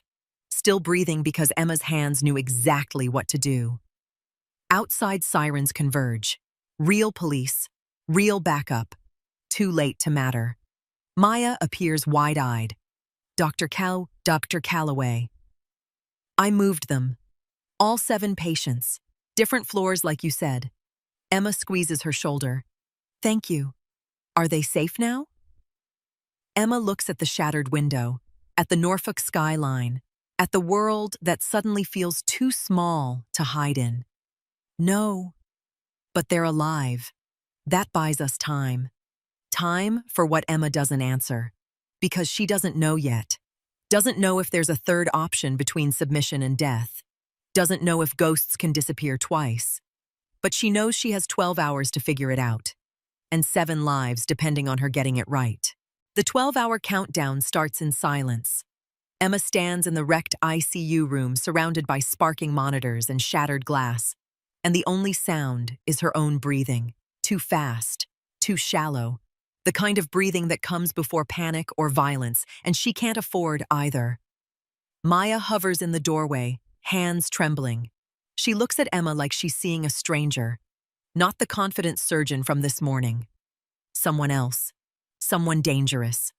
Dr. Calloway. I don't understand what's happening. Emma forces her breathing to slow. Focuses on the patient in the bed. The mother who doesn't know her baby is alive in NICU. Who doesn't know men with guns just turned her recovery into a hostage situation. Get all 7 patients moved. Emma's voice comes steadier than she feels. Different floors. Different wings. Maximum dispersal. I already did that. You told me to. Emma looks at her. Right. She did. The last 10 minutes are a blur of adrenaline and fear. Then get them moved again. Different rooms. Don't document the new locations. Tell the nurses verbally. No electronic records. Maya's eyes widen. You think they'll come back? I know they will. Emma checks the IV line, adjusts the drip rate. Pure muscle memory. Hands that know how to save lives, even when the brain is screaming. Unless I give them what they want. What do they want? Everything. Claire Mercer appears weapon holstered now, but her hand stays close to it. Her partner, Rains, sits handcuffed in the hallway under guard. His face, he shows nothing. No regret, no shame. Just the blank acceptance of someone who knew this outcome was possible and made the calculation anyway. We need to evacuate you. Claire's voice is clipped. Professional. The tone of someone rebuilding control after watching her world crack. Federal protective custody. Safe house. New identity. Emma doesn't look up from the monitor. That worked well the first time. This time we'll do it right. Emma's laugh is sharp. Bitter. There is no right. There's just different ways to run until they find you. So what's your plan? Stay here and wait for them to execute 7 patients. The question lands like a fist, Emma's hands still on the IV pole. Outside Norfolk PD floods the building, officers in tactical gear sweeping floors. But Emma knows how this works. Kessler's people are already gone, melted into the chaos, waiting for the noise to die down so they can finish what they started. The hospital's PA system crackles, Dr. Sutter's voice strained but controlled. All staff, we are in Code Silver lockdown. Active threat situation. Follow established protocols. Security is sweeping the building. Remain calm. Calm. Emma almost laughs again. 7 patients scattered through a building that's now a hunting ground. 12 hours until a deadline that promises death either way. And somewhere out there, General Kessler is watching, waiting, enjoying this. Emma's phone vibrates. Unknown number. She knows before answering who it is. Captain Vance. Kessler's voice is warm, friendly, the tone he used during unit meetings before everything went dark. I wanted to make sure we're clear on the terms. Emma steps away from Maya and Claire, moves to the broken window where the Norfolk skyline spreads out in evening light. Beautiful. Ordinary. A world that keeps spinning while hers burns. I heard your terms. Her voice is flat. 12 hours. Report for duty. Or 7 people die. See, that's where you misunderstand. Kessler's tone sharpens. This isn't about those 7 patients. They're already dead. You just haven't accepted it yet. Emma's grip on the phone tightens. This is about the choice you make. Kessler continues. Do you spend your last 12 hours trying to protect them, exhausting yourself in a futile defensive position? Or do you use that time to run, save yourself? I'm not running. Of course you are. You've been running for 3 years. He pauses. But here's the beautiful part, Captain. No matter which choice you make, I win. If you stay, you're exactly where I need you. If you run, 7 innocent people die, and you live with that guilt forever. Emma's jaw clenches. What do you really want? Kessler's voice drops, almost gentle. I want you to understand that you never escaped, that the life you built was always on loan, that Captain Nora Vance can't die until I say she's done serving. The line goes dead. Emma stares at the phone, at her reflection in the dark screen. She barely recognizes herself anymore. The woman who joined the army to save lives. The captain who thought she could expose war crimes and justice would follow. The surgeon who believed 3 years of hiding meant she was free. All of them were naive. Claire appears beside her. What did he say? Emma pockets the phone. He's playing a longer game than we thought. Then we adapt. Claire's voice hardens with determination. We get you out. Tonight. Before his timeline matters. And the patients, we protect them. Full security detail on each floor. Agents rotating. No one gets close. Emma shakes her head. You don't have the manpower. Not for 7 targets on 7 different floors. Not for 12 hours. He knows that. Then what do you suggest? Emma turns from the window, looks at the ICU, at the beds and machines, and fragile lives sustained by technology and hope. This is her battlefield. Has always been her battlefield. Not by choice, by necessity. We stop playing defense. Her voice carries the steel of decision. We go on offense. Claire's eyebrows rise. Explain. Emma's mind is already working, calculating, planning, the way she used to plan surgical approaches. Identify the problem, map the terrain, find the vulnerability. Kessler wants me isolated, desperate, forced into a choice between submission and guilt. Emma's eyes focus. So we deny him that. We take the patients and disappear them. Not just different rooms, different hospitals, different cities if we have to. Claire processes this. That's a massive operation. Medical transfers, ambulances, coordinating with other facilities. Then we better start now. Emma pulls out her phone. 12 hours minus 1 means 11 to make it happen. A crash from the hallway. Both women spin. Maya stumbles back from a supply closet, face-white phone in shaking hands. Dr. Calloway.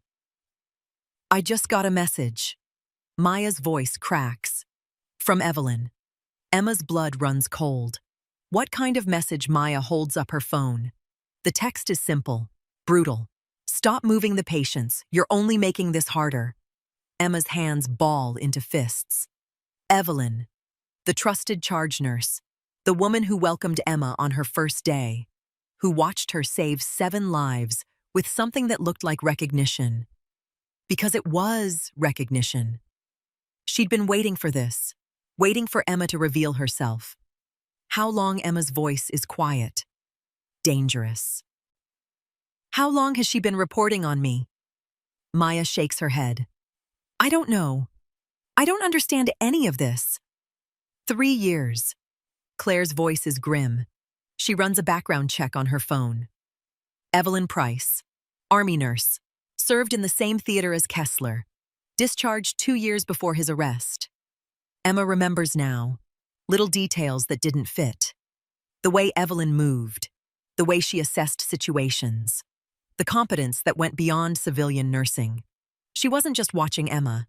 She was handling her, keeping her contained until the moment Kessler needed her visible. Another text appears on Maya's phone.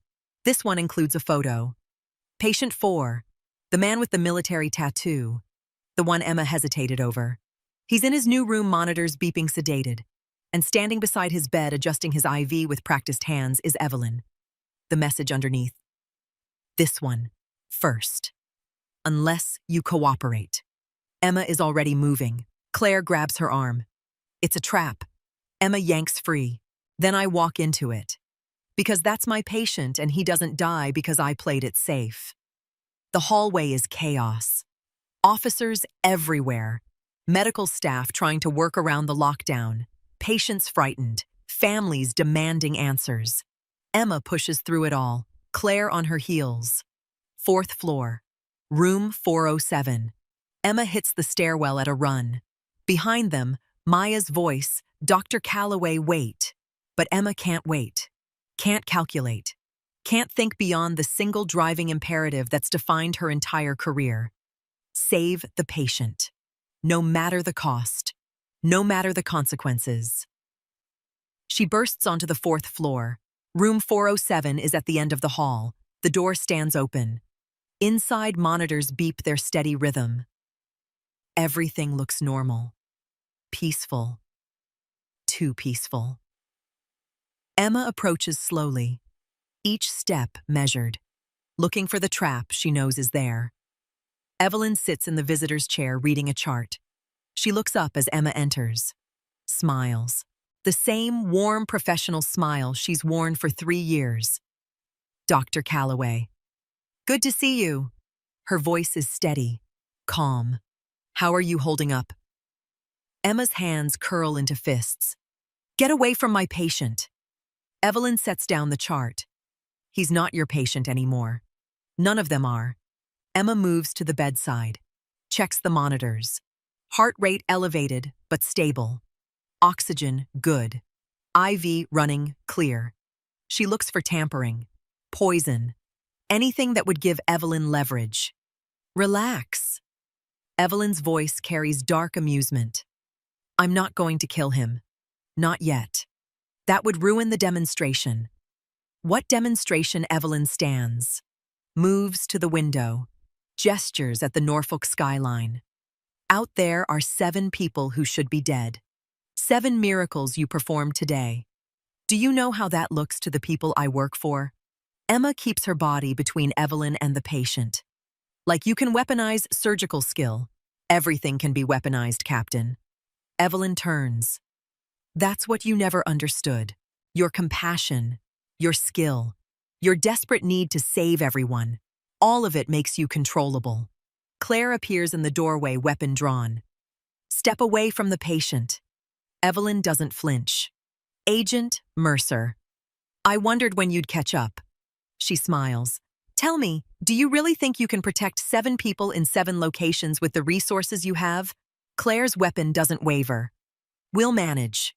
You'll fail. Evelyn's voice is certain. Not because you're incompetent, because the people I work for have been planning this for months.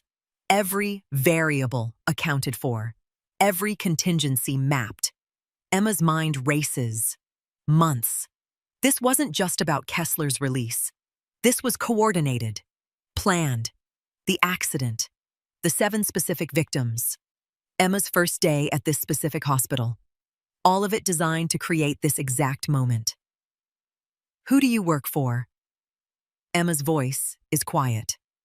Evelyn's smile widens. The same people who faked your death 3 years ago. The same people who created Emma Calloway's identity. The same people who placed you here in Norfolk in this hospital, waiting for the right crisis to reveal yourself. Emma's world tilts. The IED, the explosion that should have killed her, the escape she thought she'd earned, all of it orchestrated. You let me think I was free. We gave you freedom. Evelyn's tone is almost kind. 3 years of peace, a new life, a chance to heal. All we asked in return was that you be ready when we needed you. For what Evelyn walks to the door. Claire tracks her with the weapon, but doesn't fire. Can't fire. Not with a patient in the line of fire. There are operations that require someone with your specific skill set. Evelyn pauses in the doorway. Surgical expertise, combat experience, moral flexibility born from impossible choices. You're a rare commodity, Captain. I won't do it. Emma's voice is steel. Whatever you're planning, find someone else. Evelyn's expression hardens. Then the 7 lives you saved today will be the last good thing you ever did. She walks away, down the hall, past officers who don't stop her because they don't know to. Because in her scrubs, and her badge, and her 3 years of perfect cover, Evelyn Price is just another nurse doing her job. Claire starts to follow. Emma grabs her arm. Let her go. Emma's voice is tired. She's not the real threat. Then who is? Emma looks at the patient, at the man who served his country and survived wars only to become leverage in someone else's game. Director Langford, CIA, operating in shadows so deep even federal agents don't see them. Claire holsters her weapon. We need to call this in. Get oversight. Force them into the light. Emma's laugh is hollow. You think oversight matters to people who fake deaths and stage accidents. They are the oversight. Then what do? Emma moves to the window, looks out at Norfolk, at the ships in the harbor, at the port, where cargo vessels come and go with minimal scrutiny, at an escape route that doesn't involve federal protection or new identities or any of the official channels that have already failed her once. We give them what they want. Emma's voice is barely audible, but not the way they expect. Explain. Before Emma can answer, the lights die. Full blackout. Emergency systems kick in, but slower than they should. Someone sabotaged the backup generators. The monitors in room 407 switch to battery power, beeping urgently.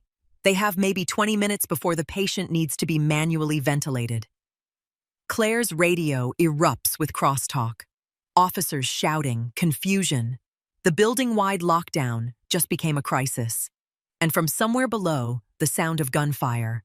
Not random, controlled, professional. The sound of people who know exactly what they're doing. They're taking the building. Emma's voice is cold, floor by floor, using the blackout as cover. Claire pulls Emma toward the door. We need to go. Now. Emma looks at the patient, at the monitor showing vitals that won't last without power, at a man who did everything right and still ended up a pawn. I'm not leaving him. Then he dies with you. Emma meets Claire's eyes. If I run now, they all die anyway. At least here I can fight. Claire's jaw clenches. Then we fight together. She pulls out her backup weapon, hands it to Emma. You remember how to use this? Emma takes the gun, feels the weight, the cold metal, the promise of violence she swore she'd left behind. Every safety course, every drill, every moment of her military life that she buried with Captain Nora Vance. Yeah, Emma chambers around. I remember. The gunfire grows closer. Third floor now. Methodical, systematic. Clearing rooms. Taking control. Maya appears breathless. Dr. Calloway, they're evacuating the second floor. We need to move the critical patients. Emma shakes her head. Moving them is what they want. Keeps us disorganized. Predictable. Then what do we do? Emma looks at the room. At the bed. At the equipment. At the variables she can control in a situation designed to strip away all control.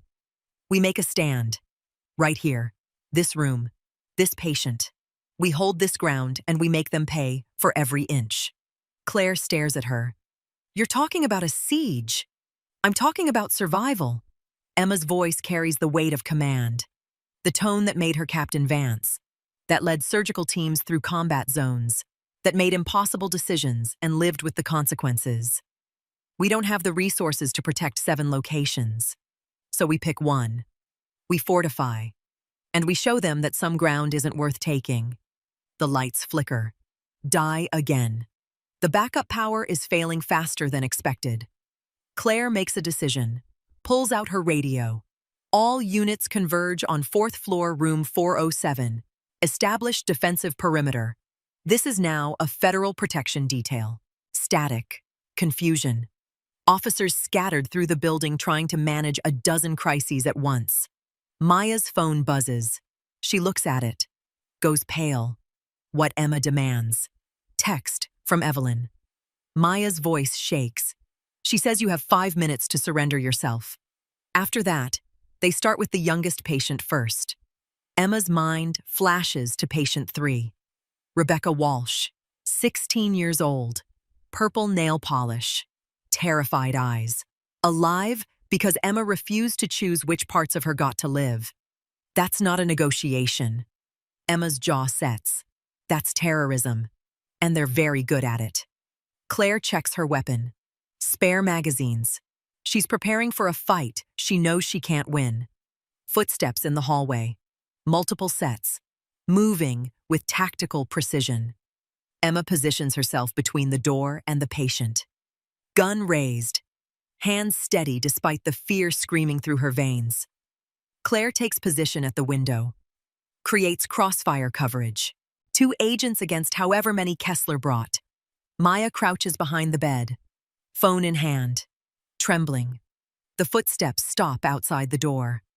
Captain Vance. Kessler's voice comes through the doorway. Calm. Reasonable. I'm disappointed. I gave you a choice and you chose poorly. You gave me an ultimatum. Emma's voice doesn't shake. That's not a choice. True. Kessler sounds pleased, but it did reveal something important. You'll sacrifice yourself to protect strangers, which makes you infinitely useful to the right people. I'm not useful. I'm done. No one is ever done, Captain. Not in our line of work. We just change assignments. The door opens slowly. Kessler steps in. Alone. Hands visible. No weapon. Behind him, 3 men in tactical gear hold position in the hallway. He looks at Emma, at Claire, at the defensive position they've established, and smiles. Resourceful. I always appreciated that about you. His eyes move to the patient. Especially your willingness to protect assets, even when it costs you strategically. He's not an asset. Emma's weapon stays trained on Kessler's chest. He's a human being. Semantics. Kessler moves to the visitor's chair. Sits. Crosses his legs. Perfectly at ease despite 2 weapons pointed at him. Tell me, Captain. In 3 years of hiding, how many lives did you save? Emma doesn't answer. Dozens, hundreds. Kessler continues. All that skill, all that training, wasted on routine civilian medicine, when you could be saving soldiers, operators, the people who actually make a difference. I was saving soldiers. Until you turned our unit into a torture chamber. Kessler's expression doesn't change. I was extracting intelligence that saved American lives. The methods were unpleasant but necessary. War crimes. Emma's voice is ice. You violated every principle we swore to uphold. I upheld the only principle that matters. Kessler leans forward. Winning. Everything else is philosophy. The monitor beside them beeps faster, the patient's heart rate climbing. Even in sedation, his body knows there's danger close. Claire's radio crackles. Agent Mercer. We have a situation on second floor. Multiple casualties. Need immediate assistance. Claire doesn't move. Her weapon stays on Kessler. It's a distraction. Of course it is. Kessler stands, brushes off his pants. Everything is a distraction, Agent. The accident. The patients. This entire conversation. All designed to keep you focused on the wrong threat. Emma's blood runs cold. What does that mean? It means Kessler moves toward the door while you've been protecting this patient. My people have been repositioning the others, consolidating them, making them easier to manage. Maya's phone erupts with messages. Her face goes white. Oh God, they're moving them, all of them, to the basement. The basement, where hospital infrastructure runs, where power systems centralize, where killing 7 people would look like a tragic system failure during a blackout. Emma's weapon lowers. Just for a second. Just enough. Kessler smiles. And there it is. The moment you realize you've already lost. He walks to the door. Pauses. 12 hours, Captain. The coordinates will be sent to your phone. Show up and the 7 patients return to their rooms healthy and whole. Don't show up. He shrugs. System failures happen. He leaves. His men follow. The hallway empties. Emma stands frozen, mind racing, every tactical option evaporating. They've been playing the wrong game, protecting positions that didn't matter, while the real operation happened in plain sight. Claire is already moving, calling for backup, coordinating with hospital security. But Emma knows it's too late. Kessler's people have had 3 years to plan this. 3 years to position assets. 3 years to map every contingency. Maya's voice breaks through. Calloway. What do we do? Emma looks at the patient in the bed. The one they fought so hard to protect. The decoy. The distraction. Alive but meaningless in the larger game. Her phone buzzes. Coordinates. A location outside Norfolk. Remote. The kind of place where operations happen that never make reports. And a countdown timer. 11 hours, 43 minutes, 17 seconds. Emma's hands shake. Not with fear, with rage. At herself for falling for this. At Kessler for orchestrating it. At a system that values operators over patients, missions over morality, winning over everything else. Claire touches her shoulder. We'll find them. We'll get them back. Emma pockets the phone. Looks at Claire with eyes that have seen too much and still haven't learned to look away. No. Her voice is quiet. Final. We won't. Because finding them was never the point. Breaking me was. Then they succeeded. Emma shakes her head. Checks the patient's vitals one more time. Adjusts the IV. Pure muscle memory. Hands that save lives even when the soul is screaming. Not yet. She looks at Claire, but they will. In 11 hours and 42 minutes. When I show up at those coordinates and become exactly what I swore I'd never be again. A soldier who follows orders without question. A surgeon who operates in shadows. A ghost who kills on command. Because 7 lives she saved depend on her surrender. And Captain Nora Vance has never been able to watch patients die when she could prevent it, even if prevention costs her soul. The lights flicker back on. Partial power restored. The hospital begins to stabilize. Outside sirens converge. Real backup. Real help. All of it too late. Emma walks to the window. Looks out at Norfolk. at the harbor where ships wait to carry her away, at an escape that doesn't exist anymore, at a future that just closed like a fist. 11 hours and 40 minutes. Enough time to say goodbye to a life that was only ever borrowed. Not enough time to find another way. The countdown continues. Silent, inevitable, measuring the distance between who Emma Calloway pretends to be and who Captain Nora Vance has always been. A weapon wearing scrubs. A killer saving lives until she's needed to take them. A ghost learning that some debts follow you past death and into whatever comes after. Part 6. The Choice. A devil's contract, a third door, and a vanishing act. The basement smells like old pipes and recycled air. Emma descends the service stairs with Claire beside her, weapons drawn, knowing they're walking into a situation that's already been decided. Above them, the hospital continues its chaotic recovery.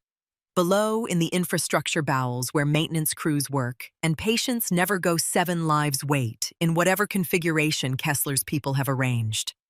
The stairwell opens into a corridor lined with electrical panels and HVAC systems.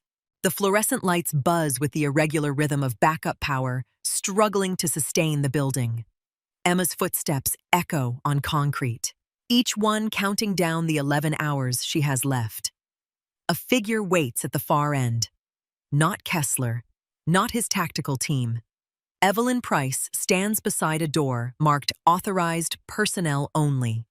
She's changed from scrubs into street clothes, ready to disappear, ready to complete whatever mission brought her to Harbor Point 3 years ago and kept her watching Emma like a long-term investment finally maturing. Dr. Calloway. Evelyn's voice carries through the empty corridor. I wasn't sure you'd come down here. Thought you might try running instead. Emma keeps the weapon raised. Where are they? Evelyn gestures at the door behind her. All 7. Stabilized. Comfortable. For now. Let me see them. Evelyn shakes her head. That's not how this works. You see them after you agree, not before. Claire's weapon shifts to Evelyn. Step aside. Federal agent. You're obstructing. Evelyn's laugh is soft, bitter. Agent Mercer, do you really think those words carry weight down here? In a room that doesn't officially exist, with patients who've been moved off all hospital records. Emma processes that. Off the records. Erased from the system. If they die now, there's no documentation they were ever here. No investigation. No accountability. Just 7 people who survived a mass casualty event and then mysteriously vanished during a power outage. Professionally done. Emma's voice is flat. How long have you been planning this? Since the day you walked into Harbor Point. Evelyn leans against the wall. Casual, confident, actually longer, since we created Emma Calloway and needed somewhere to place her. Norfolk made sense. Navy City, transient population, easy to blend in. You've been my handler for 3 years. Handler implies control. Evelyn's expression shifts. Something almost sad underneath. I prefer to think of it as shepherding, keeping you safe until you were needed. Safe. Emma's grip on the weapon tightens. You staged an accident that nearly killed 7 people. Nearly being the operative word. Evelyn pushes off the wall. They're all alive. Because we knew you'd save them. Because that's what you do, Captain. You save lives, even when it costs you everything. The door behind Evelyn opens. A man emerges. 30s, clean cut. The kind of anonymous face that blends into any crowd. He carries a tablet. Agent status. He addresses Evelyn without looking at Emma or Claire. Evelyn glances at her watch. 11 hours, 26 minutes remaining. Target is engaged. Proceeding to phase 2. The man nods, leaves, disappears into another corridor. Emma tracks his movement. Calculating. There are more of them down here. How many she can't tell, but enough to make any rescue attempt suicide. Phase 2. Claire's voice is ice. What's Phase 2? Evelyn's smile returns. That depends on Dr. Calloway's choice. Cooperation leads to Phase 2 alpha. Resistance leads to Phase 2 omega. Stop speaking in code. Emma's exhaustion bleeds through. Tell me what you want. Evelyn pulls out a phone, taps the screen. An image appears. She turns it to face Emma. It's a file. Classified. Multiple pages. Emma recognizes the format. Mission briefing. The kind she used to receive when Captain Vance led surgical teams into combat zones. There's a facility. Evelyn's voice drops. Not on any map. Not in any budget. Where we treat people who don't officially exist. Soldiers who need surgical intervention for operations that never happened. Black site medicine. Emma's stomach turns. You want me to be a ghost surgeon for ghost operations. We want you to do what you do best. Save lives. Just with better resources and more important patients than Harbor Point Regional can offer. Claire steps forward. That's illegal detention. Torture infrastructure. War crimes. Evelyn doesn't look at her. That's national security. Difficult decisions made by people willing to bear the moral cost, so others don't have to. Emma stares at the file. At the mission that's been waiting for her since the moment she thought she escaped. Maybe before. Maybe this was always the plan. Fake her death. Give her 3 years to heal. Let her think she was free. Then activate her when the guilt and gratitude made her compliant. And if I refuse, Evelyn pockets the phone. Then we proceed to Phase 2 Omega. The 7 patients suffer catastrophic complications during the power outage. Tragic. Unavoidable. The hospital faces lawsuits. Dr. Sutter's career ends. And you live with the knowledge that your refusal killed them. Emma's hands shake. Not with fear. With rage. At the cold calculation. At the system that turns human lives into leverage. At herself for walking into this trap 3 years ago and never seeing the bigger cage being built around her. There's always a third option. Emma's voice is quiet. Dangerous. Evelyn tilts her head. I'm listening. I kill you right now. Take the patience. Disappear before your people can react. Evelyn doesn't flinch. You won't. Because you're a doctor first and a soldier second. Because pulling that trigger means crossing a line you've spent 3 years running from. And because even if you did, my death triggers an automated protocol that ends all 7 patients within minutes. She says it so calmly, so matter-of-factly, like she's discussing medication schedules instead of orchestrated murder. Claire's radio crackles. Backup is here. SWAT team staging. They're asking for your location. Evelyn's expression doesn't change. Tell them to stand down. This is above their clearance level. Claire's jaw clenches. This is a federal investigation. No one is above clearance. Then make the call. Evelyn gestures. Radio your superiors. See how far up the chain you get before someone tells you to back off. Before you understand that this operation has approvals that would terrify you. Emma watches Claire struggle with it. The good agent. The one who believes in rules and procedures and the system eventually delivering justice. Emma used to believe that too. Before she watched 3 whistleblowers die. Before she faked her own death and learned that some operations exist in spaces where oversight can't reach. Don't. Emma's voice stops Claire mid-reach for the radio. She's right. This goes higher than we can fight. Claire stares at her. So you're just giving up. I'm being realistic. Emma lowers her weapon. Slowly. Carefully. I can't save them by fighting, not this way. Then how Emma looks at Evelyn. At the woman who's been watching her for 3 years. Learning her patterns. Mapping her weaknesses. Building a psychological profile detailed enough to predict every choice. I need to see them first. Emma's voice is steady now. All 7. Verify they're alive and stable. Then we talk terms. Evelyn considers this. Glances at her watch. 8 minutes. You get 8 minutes with them. Then you decide. Emma nods, holsters the weapon. Claire starts to protest, but Emma cuts her off with a look. The door opens. Evelyn steps aside. Inside is a large maintenance room converted into a makeshift ward. 7 beds, 7 patients, all intubated, all sedated, all hooked to portable monitors that show steady vitals. Emma moves from bed to bed. Patient 1, steering column injury, heart rate stable, healing. Patient 2, ruptured spleen, surgical site clean, recovering. She checks each one, runs through assessments, verifies what Evelyn claimed. They're alive, for now.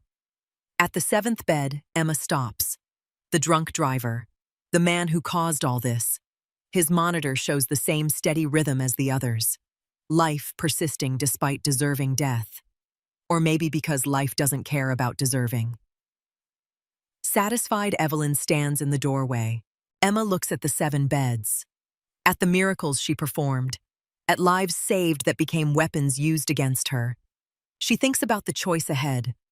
Surrender to Langford's operation, watch them die, or find a third door that shouldn't exist. Can I have a minute? Emma doesn't look at Evelyn. Alone. With my patients. Evelyn checks her watch. 1 minute. Then we need your answer. The door closes. Emma stands in the center of the makeshift ward, surrounded by breathing, by heartbeats, by the simple persistence of existence that her hands fought to preserve. Claire moves beside her, whispers, "What are you thinking?" Emma pulls out her phone, stares at the coordinates Kessler sent, at the countdown timer, 11 hours, 18 minutes. "I'm thinking about a boat." Emma's voice is barely audible.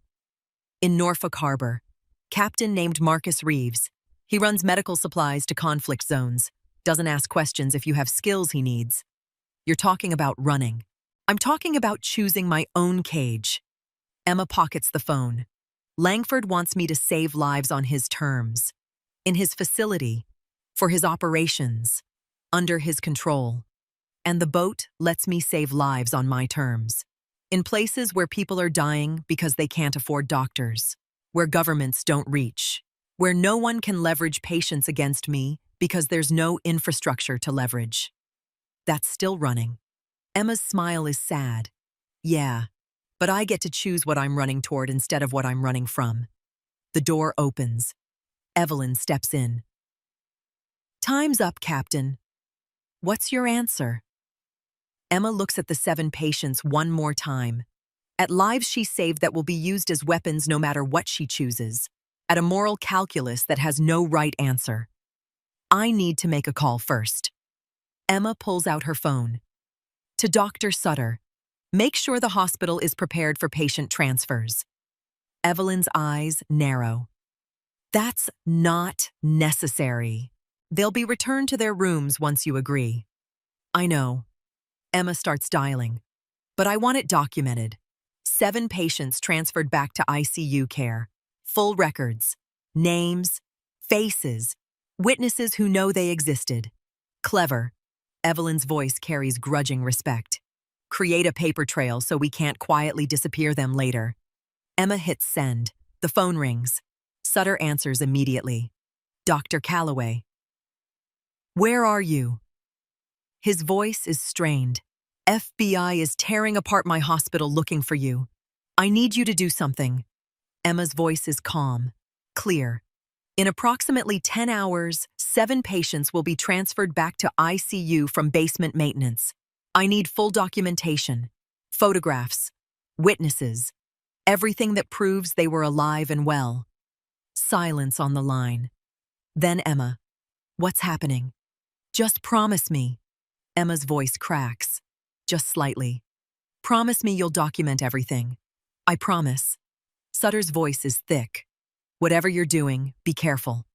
Emma hangs up, looks at Evelyn. "There, your leverage is public now. If they die, people will ask questions." Evelyn's smile is thin. "People ask questions all the time, Captain. Doesn't mean they get answers, but it means you can't make them vanish quietly." Emma steps closer. which means Langford's operation is compromised if something goes wrong, which means he has to keep them alive to maintain deniability. You're betting 7 lives on that calculation. I'm betting Langford values operational security more than revenge. Emma holds Evelyn's gaze. Am I wrong? Evelyn doesn't answer, just pulls out her phone, makes a call, short, clipped. Emma can't hear the other end, but she sees Evelyn's expression shift. Irritation, maybe anger. She hangs up, looks at Emma with something like admiration underneath the frustration. You just made this significantly more complicated. Good. Emma turns to the patients. Because complicated means more time, more variables, more chances for something to go wrong with your perfect plan. We still have your answer. Evelyn's voice hardens. Coordinates, timeline, decision. Emma pulls out her phone, stares at the countdown. 10 hours, 53 minutes. I'll be there. Emma's voice is steady, but not for the reasons you think. Evelyn's expression sharpens. Explain. I'm going to meet Langford. Hear his terms. Look him in the eye while he explains how he's going to own me. Emma pockets the phone. And then I'm going to tell him no. He'll kill the patients. Maybe. Emma's voice is cold. Or maybe he's bluffing. Maybe the patients were always safe because killing them creates more problems than it solves. Maybe this entire operation is a psychological game designed to break me. And maybe I'm done playing. That's a hell of a gamble. I've been gambling for 3 years. Emma heads for the door, betting that hiding was enough, that Emma Calloway could exist separate from Nora Vance, that the past would stay buried if I just kept my head down. She stops at the threshold, looks back at Evelyn. But you taught me something today. The past doesn't stay buried. It just waits, grows stronger, becomes more dangerous the longer you run from it. So what's your plan? Evelyn's voice carries genuine curiosity. Show up and hope Langford's bluffing. Emma's smile is sharp. Show up and make him prove he's not. She walks out. Claire follows. Behind them, Evelyn stands in the makeshift ward, surrounded by breathing patients and monitors and the wreckage of a plan that just got significantly more complicated. The stairwell echoes with footsteps. Up, toward the hospital, toward the world that's waiting with questions Emma can't answer and choices that keep getting harder. Claire grabs her arm at the landing. You're serious. You're actually going to walk into that meeting. I'm serious. Emma keeps climbing. Because if I don't show they win, they prove I'm controllable. That threatening patience is enough to make me obey. And if you do show and they kill the patients anyway, then I learn the truth. Emma's voice is quiet. That I was never free. That Captain Nora Vance was always going to end up back in uniform. That some debts follow you past death. They emerge into the main hospital. Chaos has settled into controlled recovery. Power restored. Patients stabilized. Officers taking statements. The trauma bay is being cleaned, blood mopped, equipment restocked, the cycle continuing. Dr. Sutter appears from the ICU, sees Emma. His face shows relief and fear in equal measure. Emma. His voice drops. I got your call, but I need to know what I'm documenting. 7 patients who shouldn't exist. Emma's voice is tired. 7 lives that became leverage. 7 people who need witnesses to stay alive. Sutter's jaw works. The FBI agents in my office say you're a fugitive, that Emma Calloway is a false identity, that I hired a ghost. Emma meets his eyes. Do you care who I was, or do you care what I did? Sutter's expression softens. I care that you saved 7 lives when no one else could, that you did medicine the way it's supposed to be done, without politics, without bureaucracy, just skill and will and refusing to let people die. Emma's throat tightens. Thank you. But I also care about the truth. Sutter steps closer. Who are you really? Emma considers lying, maintaining the cover, protecting the fiction that's kept her alive for 3 years. But she's so tired of lies. So tired of being someone else. My name is Nora Vance, Captain, Army Medical Corps, served 3 tours, witnessed war crimes, testified against my commanding officer, faked my death to escape retaliation. Sutter absorbs this, nods slowly. And Emma Calloway was supposed to be a second chance. Emma's voice breaks, just slightly. A life where I could practice medicine without looking over my shoulder. Where saving lives didn't come with death threats and midnight raids and patients used as weapons. Sutter's hand rests on her shoulder, brief, supportive. For what it's worth, you're one of the best trauma surgeons I've ever seen. Whatever name you use. Emma's vision blurs. She blinks it away, takes a breath, steadies. The 7 patients. When they come back up, you document everything. You photograph everything. You make sure the world knows they existed and survived. I will. Sutter's voice is certain. You have my word. Emma nods, turns to leave. Sutter's voice stops her. Where will you go? After this is over. Emma looks at the trauma bay, at the place where she saved 7 lives and destroyed her own cover.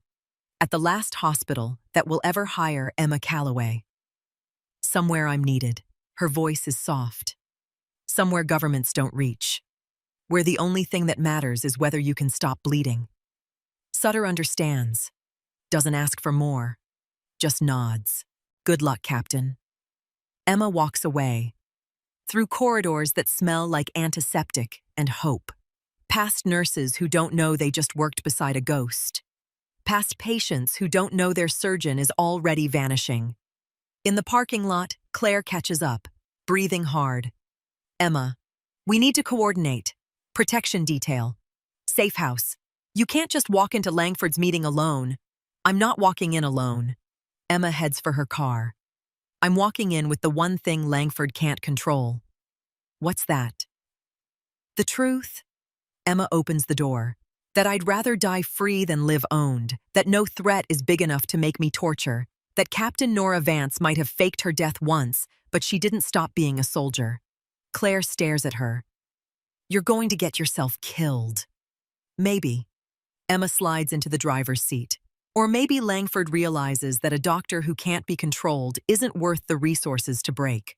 And if he doesn't realize that, then you'll have 7 documented patients who need protection. And a very public investigation into who tried to kill them.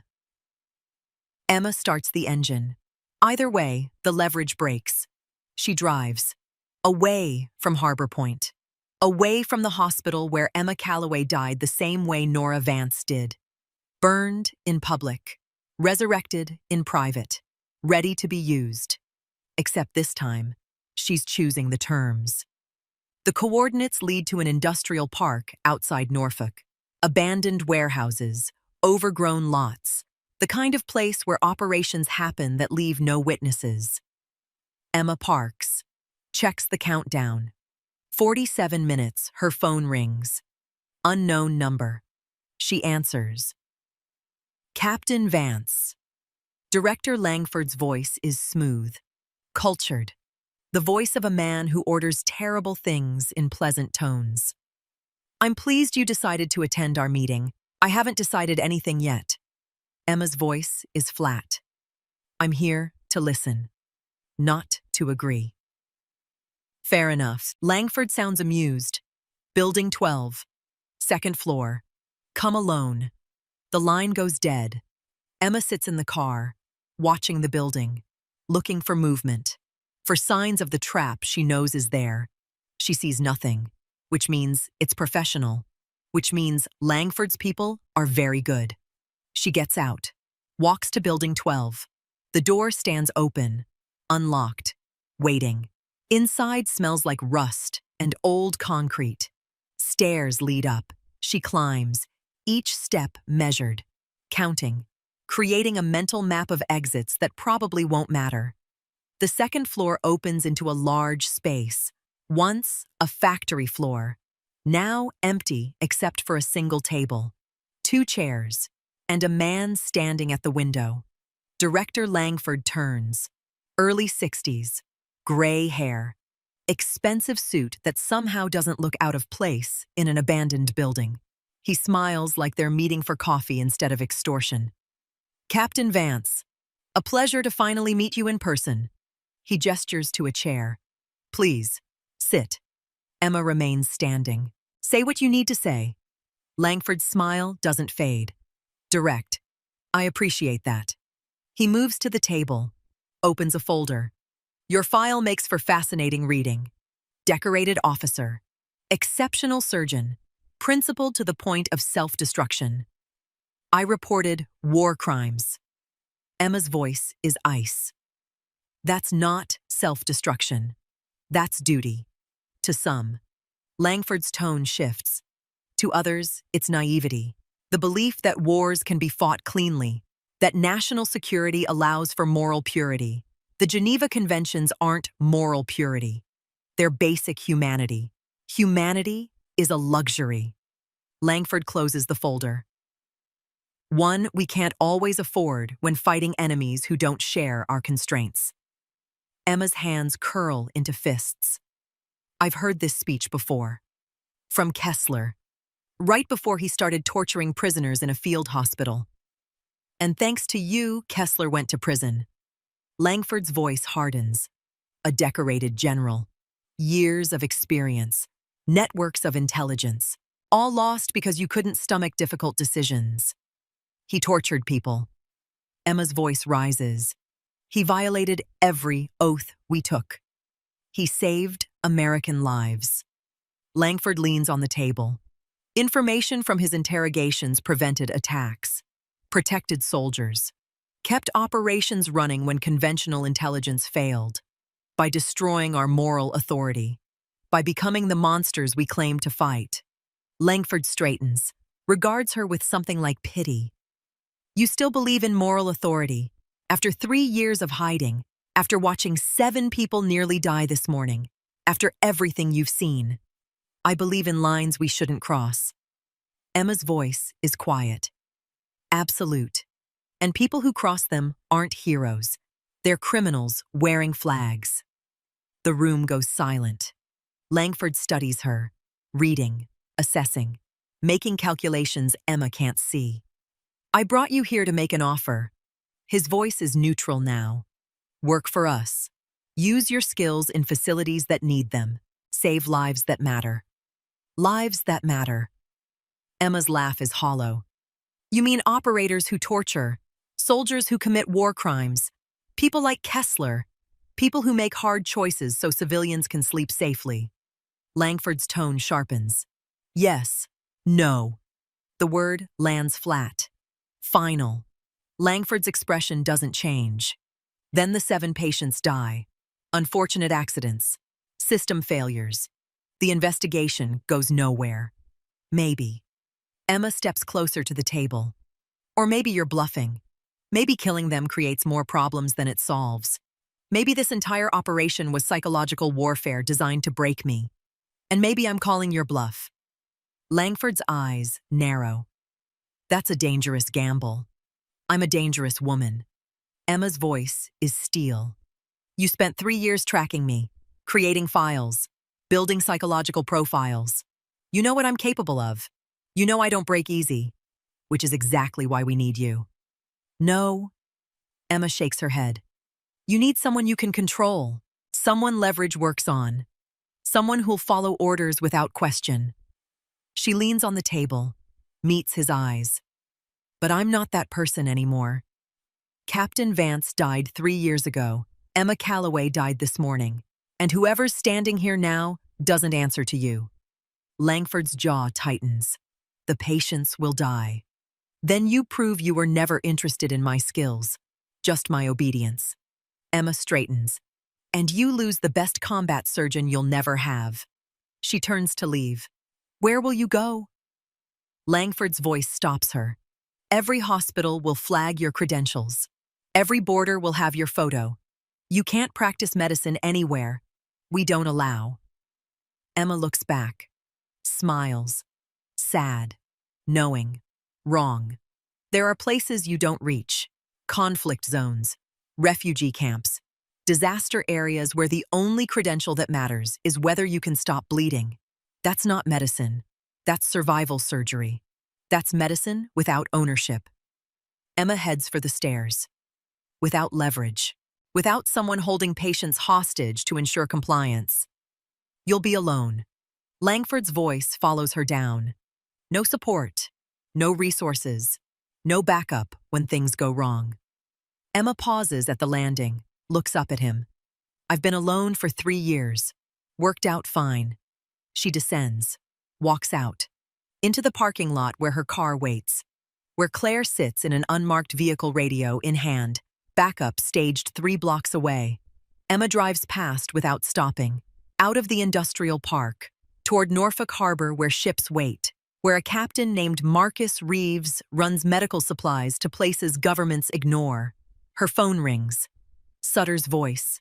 Emma, the patients. They just arrived back in ICU. All 7. Stable. Alive. Federal agents are everywhere documenting everything. Emma's hands tighten on the wheel. Relief flooding through. Langford was bluffing.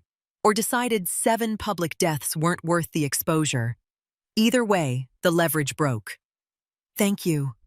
Emma's voice cracks. Take care of them. What about you? I'm taking care of myself. For the first time in 3 years. She hangs up. Keeps driving. Past the exit to Harbor Point. Past the exit to the airport.